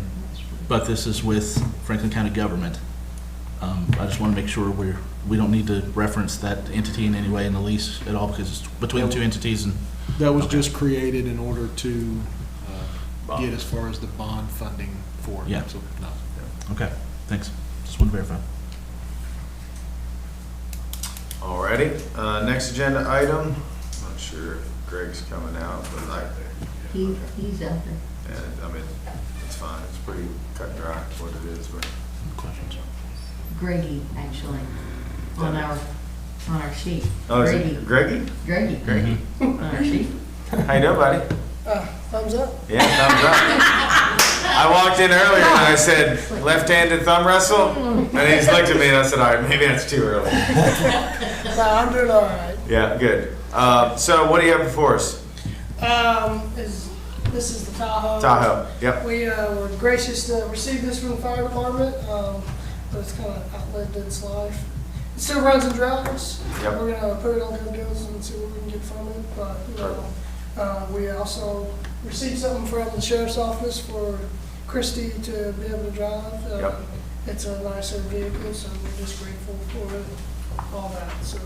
Very appreciative that you and the sheriff's department worked that all out, and she's in a pretty nice truck now, and she can haul the ladies around. Yeah, and, they like it. Well, yeah. it also has a working AC. So Yeah, that's helpful right now. especially on a day like today, Yeah, we're able yeah. to use that. All right, any questions for Greg on this, putting it on Gov I Deals? think he has something else. Oh, I'm sorry. Also, wasn't working with any grants or anything like that, Oh, so yeah. it's good to go. Sorry, I thought you were done. I apologize. All righty, let's move on. Do you have another one here for pest control for the county buildings? I don't have any objection. I think they're doing a good job. I think this is just like a formality more than anything. Just renewing the contract. And this is a budgeted item, And the local business company. local business. Any, Squire Wisman? Judge, I was just wondering what, if anybody knows, the last time we put this to bid. I don't recall ever doing it since I've been here. Well, I think, so they bought Little Hawk out, when Little Hawk, was going out of business, so they bought that out. And finish the So contract. we haven't, since I've been here, we haven't put it out to bid, but, I mean, they, as far as I know, I haven't had any complaints from anyone, I think they do a pretty good job. I think they're fair on price, but if that's something that the court's wanting to do. Squire Sebastian? Thank you, Judge. The universe of local pest control businesses has gotten smaller. Yeah. Moore's Frankfurt Pest Control, Yeah. Little Hawk, the owners passed away, both of them. Yeah. So, and Burrell bought that. So we're still in the universe of using a local business to support county government. And we're looking at another 24 months at the same rates. That's pretty. Exactly. Pretty good deal. And when chemicals are going up. Yeah, and I think they do a pretty good job. I don't go like to the other buildings, but down here, I'll walk with them, we address everything that we need, and then also if anyone has any issues going on, so they're pretty good about, once a month, making sure we're taken care of. Perfect, thank you. Squire Just, Painter, do you have your just hand I Yeah. do, but he, Sorry, I thought you were talking. no, go ahead. I just have a question on what, I'm trying to understand exactly. It says other services are offered but are not included in the general pest control Well, plan. so general pest control is like spraying for, the normal bugs and stuff, but like, if you have like, let's say, God forbid, a bed bug issue or a termite issue. Rat or, traps. Something that's out of that scope, that's not a normal spray would handle, that's not included, and that's standard, and any pest control company will tell you that. So it doesn't cover mosquitoes, fleas, bed bugs, wood destroying insects, flying or stinging insects, which So, yes, it hornets. don't cover wasp control or bees. No, If but they rats have- or more of these insects or services are needed, you can get them extra. Yes, it can be, it's a service that's provided, but that's any, pest control company that you go with. The general spray is just, it goes around and it sprays the buildings to prevent like ants and, small insects from coming in and stuff. It doesn't, it doesn't cover the majority of it, but in that, when you're doing your general spray, you would, like, if you had those issues, you could bring it up at that point and stuff. But have you ever had to ask them for any of these that are not covered? We have had, when we sold out there at Duckers, we had some stuff we took care of, and then over at the courthouse, we've had problems with hornets, but they, I'll be honest with you, they just addressed it a little bit for us too, without actually charging us. So. Well, that kind of covers some of the things I want to know. I mean, it That's seems to general- be like there's a lot of things on here they don't cover, they should, but that's not my. Well, I mean, I'm sure they would if we want to add to that monthly, You could yearly change rate. we could probably cover change whatever the you want to. contract up and it would, do that, but, those are specific, incidents, so that's why it's not in a general spray. Like, you're not gonna have a wasp nest here and then, but you may have one out the fire department or something. It's just, it's something that you're not gonna see, so it's just stuff like that, or a mouse problem, or a termite issue. It's more likely the fire Yeah. departments bring in fleas or bed bugs. or Yeah, something it's that gonna we have to be deal a with. specific location. Hold on a minute. Shots fired. It'll be a specific location that those issues would be addressed, and that's why. Not from their own it- homes. Again, that would be any pest control service, and my line of work, I've always had to, deal with the pest control vendors, and I've dealt with from Terminex to OPC to, I can't think of, Orchid, and their general sprays are all the same like that, and everything else is normally an extra cost. So, but that's Sounds like nail soup to me. probably is. All right, any other questions for Greg on this agenda item? I'll just state, I remember this coming back, that this group had acquired another company. I really think we should do a bid every time. We've got a pre-existing relationship, and that's maybe fine for this one, but we probably should next go-around. All right, all good. Thank you. Y'all have a All good right, evening. thank you, Greg. Have a good evening. All right, and next, oh, you gonna go around? Guess I got questions. Oh. So, this is, first reading and approval of ordinance creating Chapter 31 of the Franklin County Code Ordinances establishing a code enforcement board for Franklin County, Kentucky. So this is something, committee's worked on for a while, in addition to Max, in addition to our planning and zoning department. So, Max, go ahead and lay it out for us. This is a code enforcement board made up of 3 members with 2 alternates. This was written by Tina and worked through with administrative services, and I had a little help in it, so I don't know if anybody's got any questions. Questions for Max or any of us, bear with me. Just one, the way that something was phrased in 31.04, appointment of members, line item H, I think it is, no member of the board may hold any elected office or appointed office, whether paid or unpaid, or any position of employment within the county of Franklin.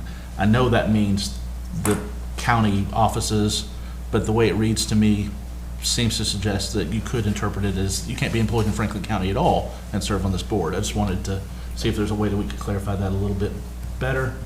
It says with the county, it didn't say in the county, does it? With the county of Franklin. I don't know if that, it may suffice, but it just caught me as, that was the only thing I really caught on to. I think if it said in as opposed to with, that may be an issue, but. If you were fine with it, I just wanted to ask because it caught me up and I'll We had changed that continue to read language. It was something else originally. We made some tweaks to that language to be able to make sure it was, we were talking about appointed positions, elected positions, or anything like that. So. I'm just putting it on the point to clarify. If you're fine with it, I'm fine, but just wanted to, and it's just the first reading, right? So we have Correct. time to review anything else I need to read again for clarification, but And most of the language that is in there is actually set forth in the statutes that are referenced on the first page in the whereases. So if you want to start 65-8801, go to 65-8839, most of the language is just about word for word what's set forth in those statutes. I did have one other thing, Judge, that Go ahead. I forgot. A 31.14 ordinance fine schedule. The bottom paragraph of that section says that the fine shall not exceed a maximum authorized by ordinance per violation per day, and the timeline shall not exceed 60 days.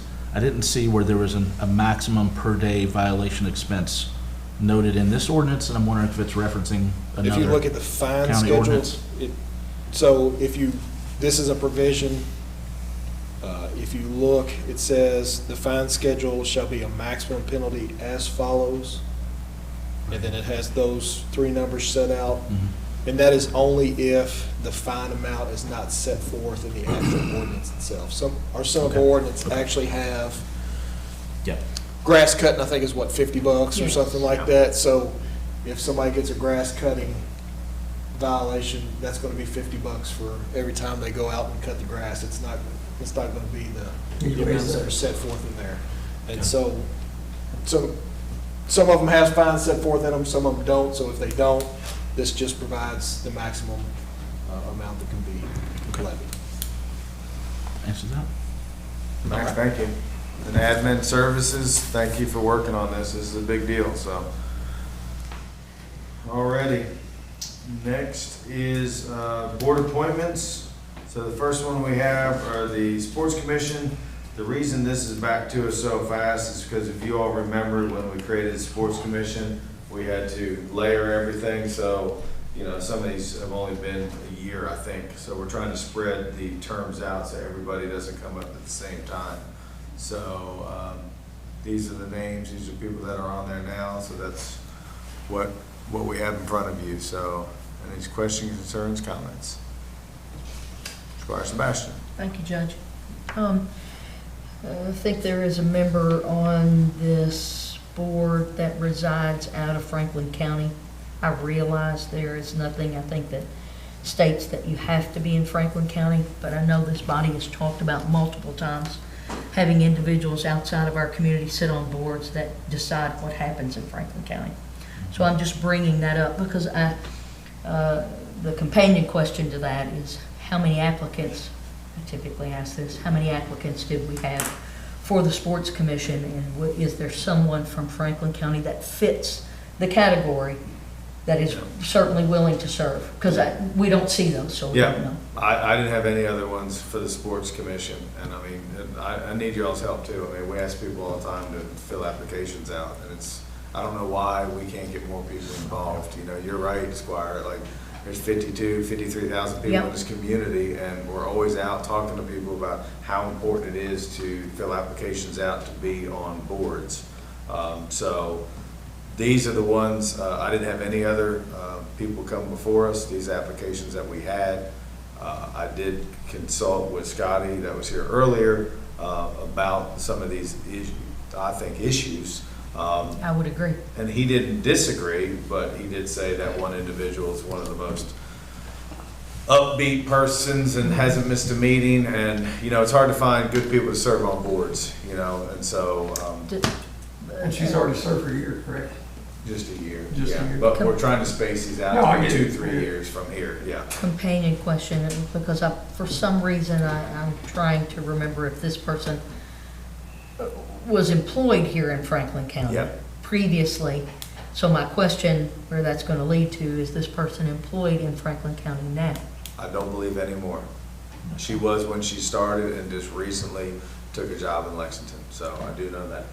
Well, I will be challenged Okay. about that set of circumstances for this. We've talked about multiple times having someone from Franklin County and not, you know, I clearly need to be more vigilant on the sports commission. And I will do that Yeah. starting right now. Squire Beckes. I agree. I would prefer to have somebody from Franklin County. However, being on lots of boards throughout my life, I would prefer to have someone who's going to be active. And evidently, this person is very active. And so I think the more important piece is that they attend meetings and do things that matter. So I'm just going to leave that there. Yeah, no, this is all good conversation. I'm not disagreeing with either of you. I mean, you're both right, you know, Squire Wisman. Judge, I'd be kind of inclined to agree. It'd be one thing if somebody held a position of leadership or something in our community and was engaged, but living outside of a community and employed outside of our community, I can't really support at this point, even if they have been actively involved. I mean, this entity is new. It needs to have lots of tentacles in the community. Yep. It's administering a significant amount of money that is kind of wide open about how that's going to function in the future, and really setting a precedent now that's going to last for decades. Yep. So I really think there needs to be some accountability in the leadership of that board. So I would, Okay. yeah. But I did want to also ask, one of the appointments was laid on our desk. Maybe it was late being uploaded, but I saw it. I didn't know if something had changed because we got a paper copy that was important or not. No, I think what it was is it was kind of incomplete because he was assuming we could go off his last one. And so the clerk just wanted him to have it all fresh on one application to be up to date. Okay. So that's what that is. Squire Harris. I can see both sides of the coin on this, but, you know, having somebody from outside the community that is willing to spend their time and come to our community to help a new organization out and maybe give some broader thoughts on it, I'm not totally against it. Okay. It's all a good conversation. Like I said, I don't think anybody's wrong in this conversation. So it's go ahead, Squire Sebastian. Thank you, Judge. I apologize. No, you're fine. How long is this appointment for? Microphone. I'm sorry, I thought it was on. No, I it's apologize okay. again. I know they said. What is, it doesn't One say for the year, that, what, I don't know is about this a 3-year term or a 1-year term again? What is this?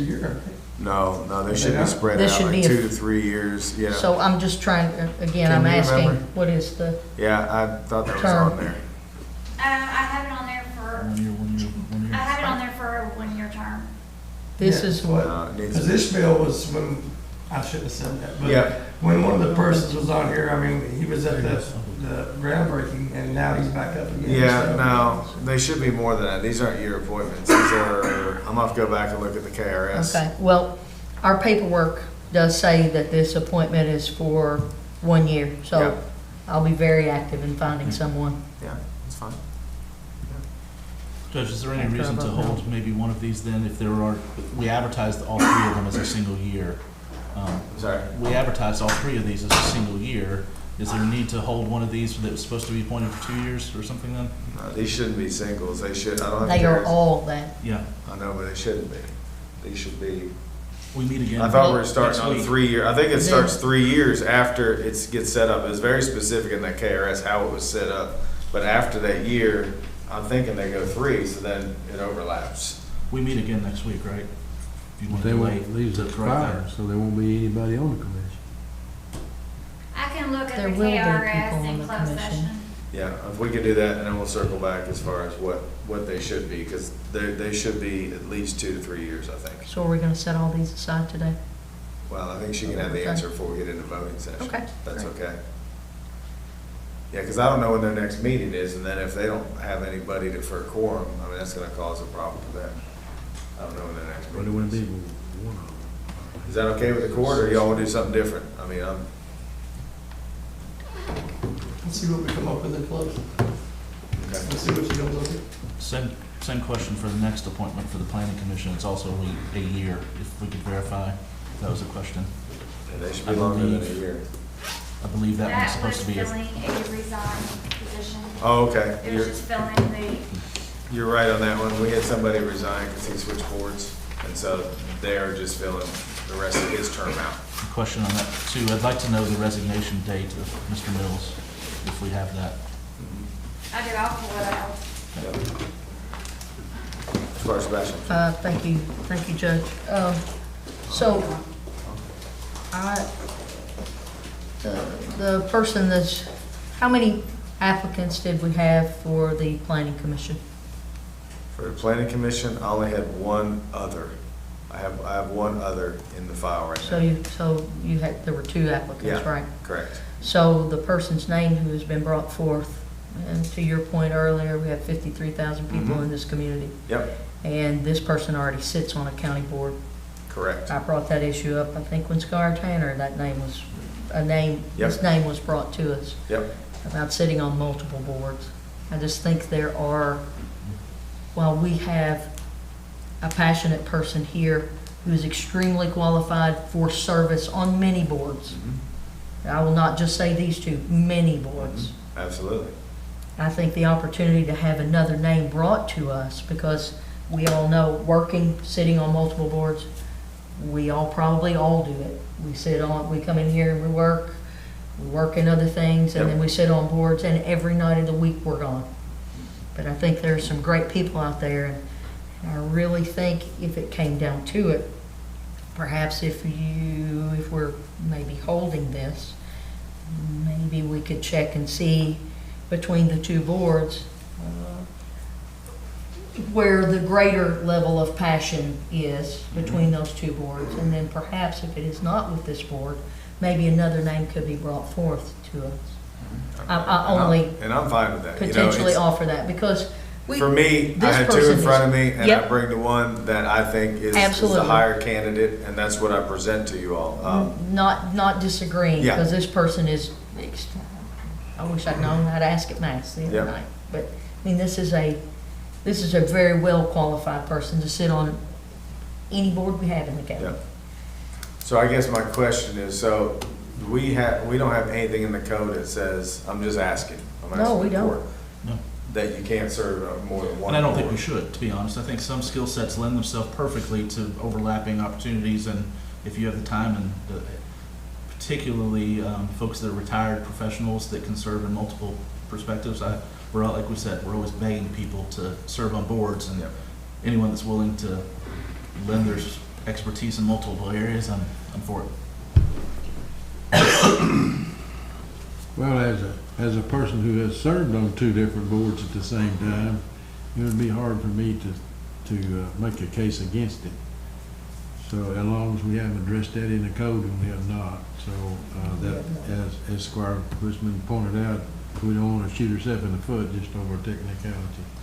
And if I can particularly judge, this one it was an option before. I was arguing for them over another one. This person has floodplain management experience, which is critical right now. And at the moment, we have no one on our planning commission that has professional planning experience whatsoever. All are perfectly fine, but they're all citizens of the community, but no one has professional planning experience, and that is a critical need as we're doing code rewriting and doing some of our floodplain management and some other things. I think it's going to really benefit us. So I think this is a really good pick. I'm really excited actually about what they may be able to help us with. Alrighty. Any other questions from any of the other ones that are before us? So I guess so we're gonna find out, we'll report back on the terms for the sports commission, just so we get those right. Okay, Kim? Yeah. Yeah. Squire Sebastian. Yes, can I ask another question in regard to a reappointment for the planning commission here? How many terms has this reappointment been? We got two of them on there, right? I'm trying to catch up. Yes, we do. Oh, So that'd be the reappointment for the gen- planning commission is what I asked. Reappointment for the planning commission. Mr. Stewart? Yes, I'd have to go back and look. It's been a while. Been a while. So, but great interest, always there, wants to be involved, personally reached out to me, and just asked if he could continue serving, so that's why I brought it before y'all. Judge, I'll say, I think that was an important one too. Of all of the members of that body, he is the most consistent showing up, and there's been problems with quorums for years. But Mr. Stewart's generally always there, so Yeah. that's one of the most critical things, I think, with that body. Okay, anything else on these appointments before I let our treasurer come up and?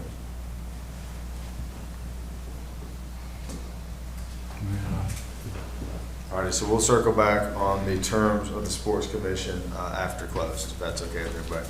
All righty, next agenda item is the second reading and approval of amendment number 5 to ordinance number 4-2025 related budget fiscal year 2025-2026. Hello, Amy. Hello. Thanks for being with us tonight. Thank you. So this is budget amendment number 5 for the current fiscal year. I'm amending in revenues from the general fund, fire fund, and opioid fund in the amount of $789,000, bringing the budget to 74.7. If we look at it excluding capital expenses and federal projects, it increases by $762,000, bringing the total to $53 million. And this is the second reading. It has been approved by DLG. Any questions for Amy on this agenda item? All righty, next. Next is the revenue and expenses as of earlier today. Not final numbers for the fiscal year, but very, very close to being final. Is that in a separate email? Yes. Because it's not uploaded to my. Let me get on every device I have. uploaded it. It should be there. Is yours showing? Well, JW is showing a black screen as usual. Mine's delayed too. There it Here goes. we go. Is it showing? Your expense report? I'm just gonna look at yours, just like sharing work. It doesn't turn right away. What the? Yeah. Oh my God. I'll read it later. Thank you. Kim, can we see next time if you need Andrew to help you to upload those? Those things come out It's okay. sideways. It's all right. It really is You can't get okay. it straightened out. Everything's fine. And it is unusual that you get these the day of. Absolutely, Just because it's it's fine. the last We day of the understand. year. That's why we're, Tomorrow's Happy New Year. that's right.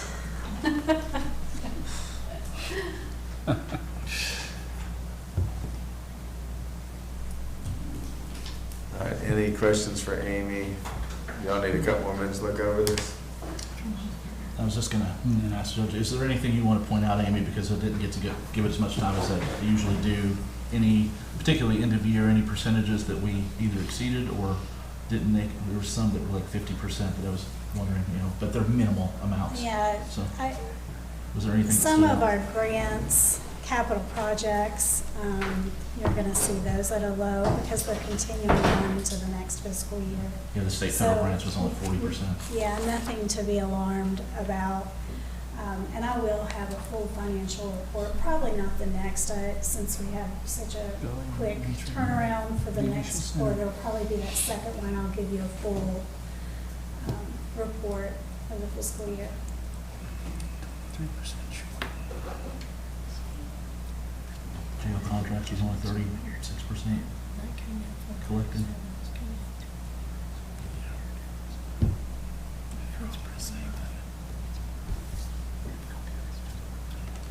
All right, we're good to move on, Court? Yep. Yeah. The next agenda item are the final budget transfers for the fiscal year, and this is just to align the individual line budgets with approved expenditures. And the transfers don't increase or decrease the fund budget, it's just moving from one expense line to another. Any questions for Amy on this agenda item?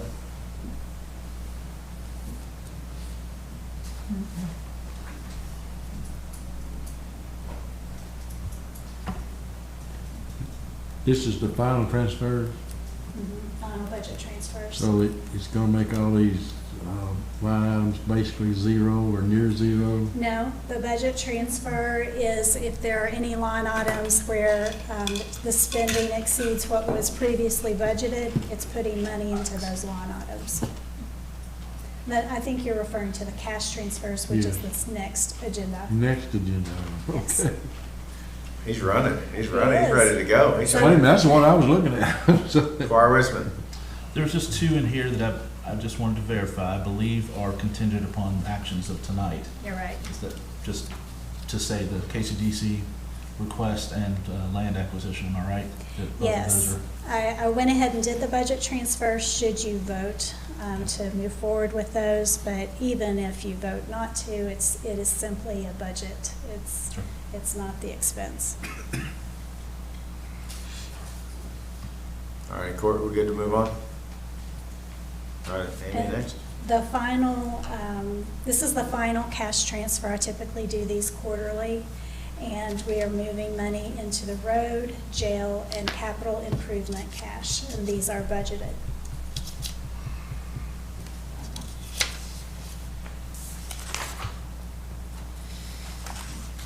Are these questions, concerns, comments for Amy on this one?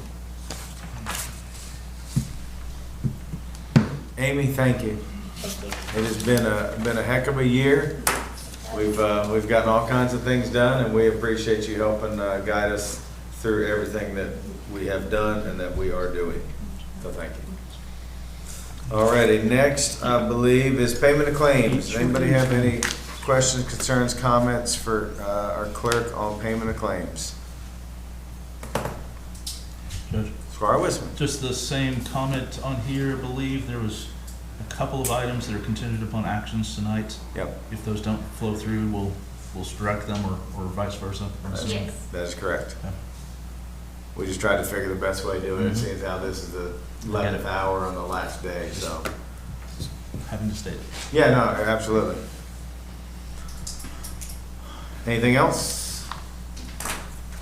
Alrighty, authorization to go into closed session per KRS 61.8101BCF, deliberations on the future acquisition, sale of real property by a public agency, but only when publicly will likely be affected the value of a specific piece of property to be acquired for public use or sold by a public agency. Discussions are proposed of pending litigation against or on behalf of the public agency.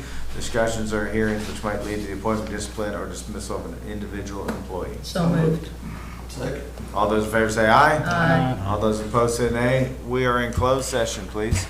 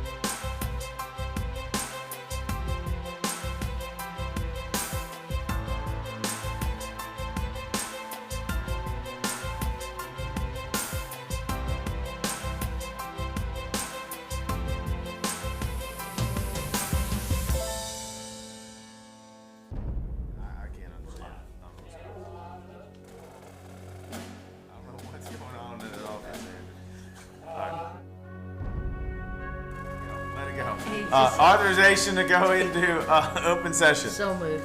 All those in favor say aye. Aye. All those opposed say nay. We are in open session. Next agenda item is authorization to purchase property located at 112 Mary Todd Drive. Any thoughts, concerns, comments on that before us tonight? Alrighty. Next is authorization to approve a contribution to Develop Frankfurt for a property acquisition. Any thoughts, concerns, comments on that? Seeing none, we're going to move on. Authorization to hire a firefighter. Next agenda item is authorization to approve a memorandum of agreement with Commonwealth of Kentucky for a member of the Franklin County Fire Department to deploy with the Kentucky Urban Search and Rescue Team. I believe Chief is here to educate us on that. How are you doing, Chief? Doing well. Good. Thanks for being with us tonight. Yes, sir. So basically what this is, we have if you follow the Kentucky task force, basically the state of Kentucky has developed a rescue response team. They went through selection processes. Applicants were just from varying departments all across the state. We had a member of the department who was selected to be on part of the team. So as part of this, it's just a contract they send out to all the departments. Anyone who's contributing with this, the department they work for, the entity they work for, has to sign this contract, and this allows us to get reimbursement. So if he ever gets deployed, there's certain parameters that have to be met, but when he gets deployed, we would get to be able to recover his, whatever his costs were. And if we have to cover his spot with overtime, those are allowable costs too, so. Oh, that's good. It's a great program. It's an awesome program. It allow him to open up for some great training opportunities too that, he can bring back to the department, so. Okay. Very beneficial all the way across the board. Perfect. Have we done this before? No, this is new. This is Okay. something new the state's come out with. Well, so. good. I didn't remember this before. All righty, what questions do we have for Chief Brewer on this agreement? Max, have you looked over this? Yes. Everything's fine? Just making sure. Anything from everybody? Anybody? I think it's great. All righty. Chief, thank you. I appreciate it being here tonight. All right, the next is renaming the park located at 67 Buena Vista to Buena Vista Park. So this agenda item is up for conversation if anybody wants to talk about it. Anybody from our Squire Blackburn? Microphone, please, before I forget, or before you forget. As y'all know, I sit on the park committee along with Squire Dykes and the judge, and we purchased this property in 2022. So it's been years in our possession, and we've been dancing around it for a while. I think, there's been a lot of people reaching out from the community to me, maybe to some of you others, but I think the name change needs to happen with a historical significance. Yeah, you see local governments do things all the time, name streets after themselves and stuff like that, and I have no desire to do that. Nor will we. I think, and I don't want to speak for Squire Dykes, but I think we were in agreement, in the 1830s and 40s. Abraham Lincoln's father-in-law acquired that property through his second wife's family, and he built a house there and he named it Buena Vista. Now that house went through several hands, and it was finally raised in 1947, I believe, is when they tore it down. But the spring house, parts of it still remain, and part of the rock wall on the property. There are some other buildings as well that are no longer there, but I think it's a good view. I think it's a good name. It's been there. It's been called that. There's actually a historical marker that was put there in 1999. I can't think of a better name for it than Buena Vista. Good deal. Thank you, Squire. Squire Dykes, did you have your hand up? Yeah, I was just going to say, I completely agree with that, and we've talked about this several times, and I think this is the best way to go. It makes the most sense. Okay, thank you. Squire Sebastian. Thank you, Judge. I just have a question because in our documents it says naming the park in connection with Buena Vista or Robert S. Todd. So why was the direction to go with Buena Vista versus Robert S. Todd Park? I'm just asking, because he was the landowner, right? Yeah, he was the landowner. I'm just reading the stuff, so I'm just trying to understand it. I took it as the original name was Great View in Spanish. That's why I figured they named it Buena Vista to begin with. So, you know, it's going to be. Well, a I park. think the examples we have in here are like Leslie Morris Park was named after Leslie Morris. No, I because he was understand the what you're landowner. saying. So I'm just trying to make the logical leap for all the information we were given. I think One of over the other. Yeah, I think one of the conversations in the park committee was not naming it after a person, you know what I mean? Before it was Todd, it was Humphreys that owned it. Yeah. I mean, and after that, it was other people. Yeah. And it was referred to as the Todd Farm. Yeah. About 160 acres, 162 acres, something like that. But Yeah, I have heard just- it called that before. Yeah. Yeah. But I mean, there's the marker, Yeah. and I think it can get confusing. And I'm not a big naming thing after Yeah. people. I'm with you on that. We all know he had a daughter, and she married a president, or a man that became president, and that's great. But I think it's a great view. I think the name fits. You know, I've spent a lot of time thinking about it. I've talked to a lot of folks about it. I just say it's the recommendation of the park committee. Yep. So it came as a unanimous recommendation to us. Okay, Yes. thank you. Squire Wisman. Judge, I'll say a little bit if I can. Just, you know, I've already got the question, why not Duckers? And Duckers is another personal name. I don't like naming places after people. We own them. All of us own them from now into future generations, right? I'll completely agree with you. I've only done it once in my life, and I didn't really want to, but it was overruled on that one in naming something after somebody.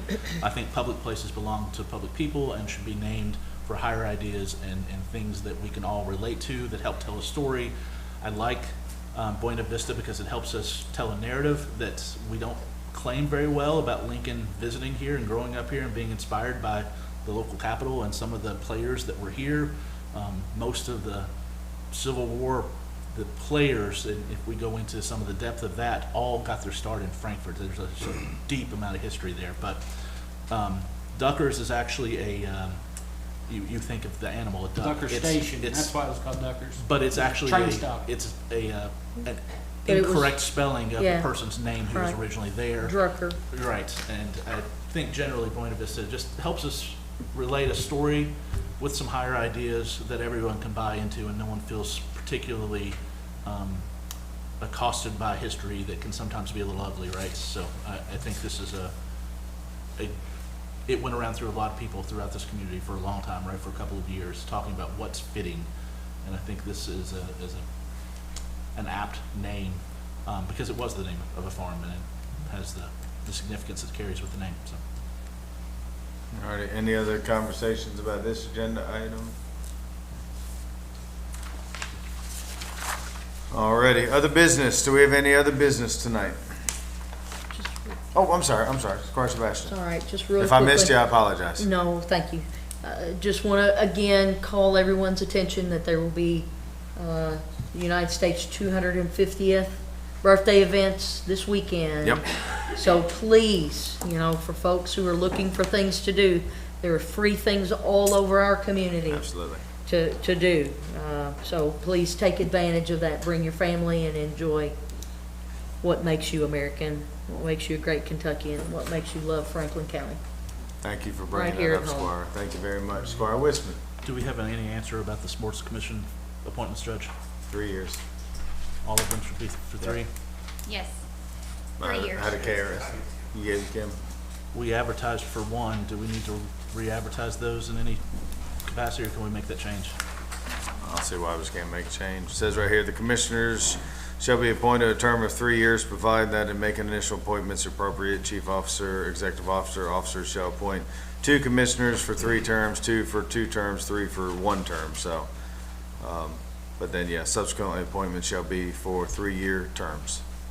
Thank you. I've changed it on my end. I can email it out Max, if y'all is there any prefer. problem with that? No. Judge, just related to Go that, ahead. if I can. And I realize the sports commission's getting up and going and just starting, and they just now got over the hurdle budget, and that was late, but again, we're still supposed to have a draft operating agreement between them and us and our parks, right? I'm just wondering if there's been any progress on creating anything that says how everybody's gonna operate and whose responsibilities are what, because they had $500,000 in that for staffing, and I don't know how I still don't have a clear picture about how that's gonna operate. You know, who's gonna be responsible for what components of the park maintenance and operations. I'm just wondering when that's gonna come to us to. Let me, I'd really like to Squire have that Sebastian, do you before have any the luck budget, with that? As a matter of fact, I have something being sent to me, but I don't have Okay, it in my hand. Squire Sebastian went ahead and reached out to one of the other communities that already has a sports commission set up. So we're gonna get their draft, and then, we're gonna work on it. We just didn't wanna reinvent the wheel if there was already something out there. Yeah, okay. So I didn't mean to put you on the spot, but I know you and I talked about it. During this meeting, my phone. Oh, okay. It closed, I looked Okay. at it and he said, send it. Okay, perfect. Yeah, so it will be worked on. I'm a little hesitant to approve a budget without an operating agreement, but I understand it. Okay. All right, any other, shit, can't speak, other business tonight? Any other? All righty. Seeing none, we're gonna go into the voting session, and I'm gonna ask our clerk to call roll, please. Squire Sebastian. Here. Squire Blackburn. Present. Squire Dykus. Here. Squire Harrod. Here. Squire Tanner. Here. Squire Wisman. Present. Judge Miller. Present. Thank you, clerk. Authorization for approval of the minutes from the regular meeting of June 10th, 2026. So moved. Second. All those in favor say aye. Aye. All those opposed say nay. Motion passes. Authorization to approve an agreement with Borough Pest Control for the jail. So moved. Second. Come on, baby. Everybody's sleeping tonight. Hey. All those in favor say aye. I'm on it. All those opposed say nay. Motion passes. Authorization to approve a memorandum of agreement with the Commonwealth of Kentucky and Franklin County Jail for roadside inmate work crews. So moved. Second. All those in favor say aye. Aye. Aye. All those opposed say nay. Motion passes. Authorization to approve the Franklin County Sports Tourism Commission budget for fiscal year 2026-2027. So moved. Second. All those in favor say aye. Aye. Aye. All those opposed say nay. Judge, I'm gonna say nay, just contingent upon that operating agreement. Okay, clerk, did you get that? Yes. Next agenda item, authorization to approve the Franklin County Health Department contract for preventative services for all county government employees, including firefighters physicals from July 1, 2026 to June 30th, 2027. So moved. Second. Did you get it, clerk? Who's second? Kelly. Squire Dykus. All those in favor say aye. Aye. Aye. All those opposed say nay. Motion passes. Authorization to approve a memorandum of understanding between the Franklin County Fiscal Court and Josephine Sculpture Park as amended. So moved. Second. All those in favor say aye. Aye. Aye. All those opposed say nay. Motion passes. Authorization to approve a memorandum of understanding between the Franklin County Fiscal Court and Franklin County Agency for Substance Abuse Policy. So moved. Second. All those in favor say aye. Aye. All those opposed say nay. Motion passes. Authorization to approve a memorandum of understanding between the Franklin County Fiscal Court and Bluegrass Community Action Transit. So moved. Second. All those in favor say aye. Aye. Aye. All those opposed say nay. Motion passes. Authorization to approve a resolution authorizing the filing of an application to the Kentucky Department of Agriculture Animal Control Advisory Board for the spay-neuter grant on behalf of Franklin County Humane Society. So moved. Second. All those in favor say aye. Aye. Aye. All those opposed say nay. Motion passes. Authorization to award a bid to ERS Wireless Best Bidder for Cloud Managed Access Control System for the Franklin County Schools COPS SVPP grant. So moved. Second. All those in favor say aye. Aye. Aye. All those opposed say nay. Motion passes. Authorization to approve a memorandum of understanding between the Franklin County Fiscal Court and the Franklin County Schools. So moved. Second. All those in favor say aye. Aye. Aye. All those opposed say nay. Motion passes. Authorization to approve order of allowance to the Board of Assessment Appeals. So moved. Second. All those in favor say aye. Aye. All those opposed say nay. Motion passes. Authorization to approve sublease agreements with Administrative Office of the Courts for the Commonwealth Attorneys, County Attorneys, Crime Victim Advocate Space, and the Courthouse/Judicial Center. So moved. Second. All those in favor say aye. Aye. All those opposed say nay. Motion passes. Authorization to approve the vehicle surplus from the maintenance department. So moved. Second. All those in favor say aye. Aye. All those opposed say nay. Motion passes. Authorization to approve an agreement with Borough Pest Control for the county buildings. Pardon me. Second. All those in favor say aye. Aye. All those opposed say nay. Motion passes. This is the first reading and approval of an ordinance creating Chapter 31 of the Franklin County Code of Ordinances establishing a code enforcement board for Franklin County, Kentucky. No vote at this time. Authorization to approve board reappointment of Ishmael Valdez to Franklin County Sports Tourism Commission with a term ending June 30th. What year is that then, clerk? 2029. 2029. Thank you. I didn't change it on there. So moved. Second. All those in favor say aye. Aye. All those opposed say nay. Motion passes. Authorization to approve board appointment for Allison Karen to Franklin County Sports Tourism Commission with a term ending June 30th, 2029. So moved. Second. All those in favor say aye. Aye. All those opposed say nay. Nay. Was that? And I will explain the Yeah. vote. I should have already. We've talked at this body a number of times about how we don't want other communities coming in and dictating to Franklin County how we do business. And while this person had worked in our community at one point, no longer is that the case. And now we're appointing him for a 3-year term to a board that's just getting off the ground and will establish a toehold of how we do things at economic development here. So while I think the desire is there for this person, and probably a very good person, it has nothing to do with that. It has logistical significance for me as a magistrate. Thank you. Madam Clerk, I'd like to change my vote to no. Okay. And my reasonings are the same as Squire Sebastian's. Okay. Which doesn't change the outcome. No, it doesn't, but Okay. Motion passes. Authorization to approve a board appointment of Bobby Pelosi to the Franklin County Sports Tourism Commission with a term ending June 30th, 2029. So moved. Second. All those in favor say aye. aye. All those opposed say nay. Motion passes. Authorization to approve board reappointment of Charles Stewart to Franklin County Planning Commission with a term ending June 30th, 2030. So moved. Second. All those in favor say aye. Aye. All those opposed say nay. Motion passes. Authorization to approve the board appointment of Mary Robinson to the Franklin County Planning Commission with a term ending June 30th, 2027. So moved. Second. All those in favor say aye. Aye. All those opposed say nay. Judge, I'm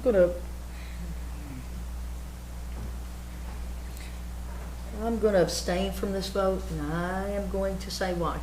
Okay. This person is extremely qualified for service on any board. I think I brought that up earlier. On any board that we have.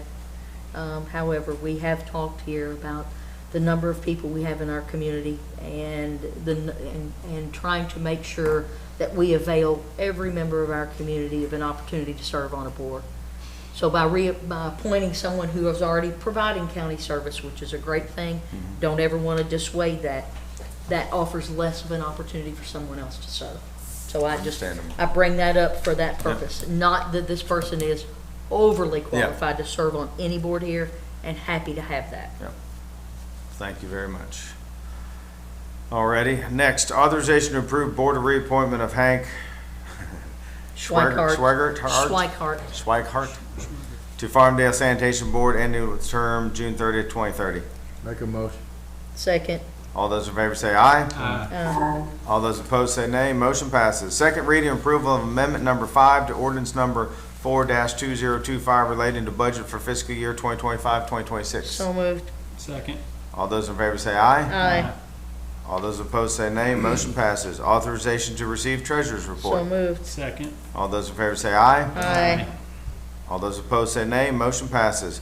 Authorization to approve budget transfers for fiscal year 2025-2026. So moved. Second. All those in favor say aye. Aye. All those opposed say nay. Motion passes. Authorization to approve cash transfers for fiscal year 2025-2026. So moved. Second. All those in favor say aye. Aye. All those opposed say nay. Motion passes. Payment of claims. Is there a motion to deny any claim to be paid?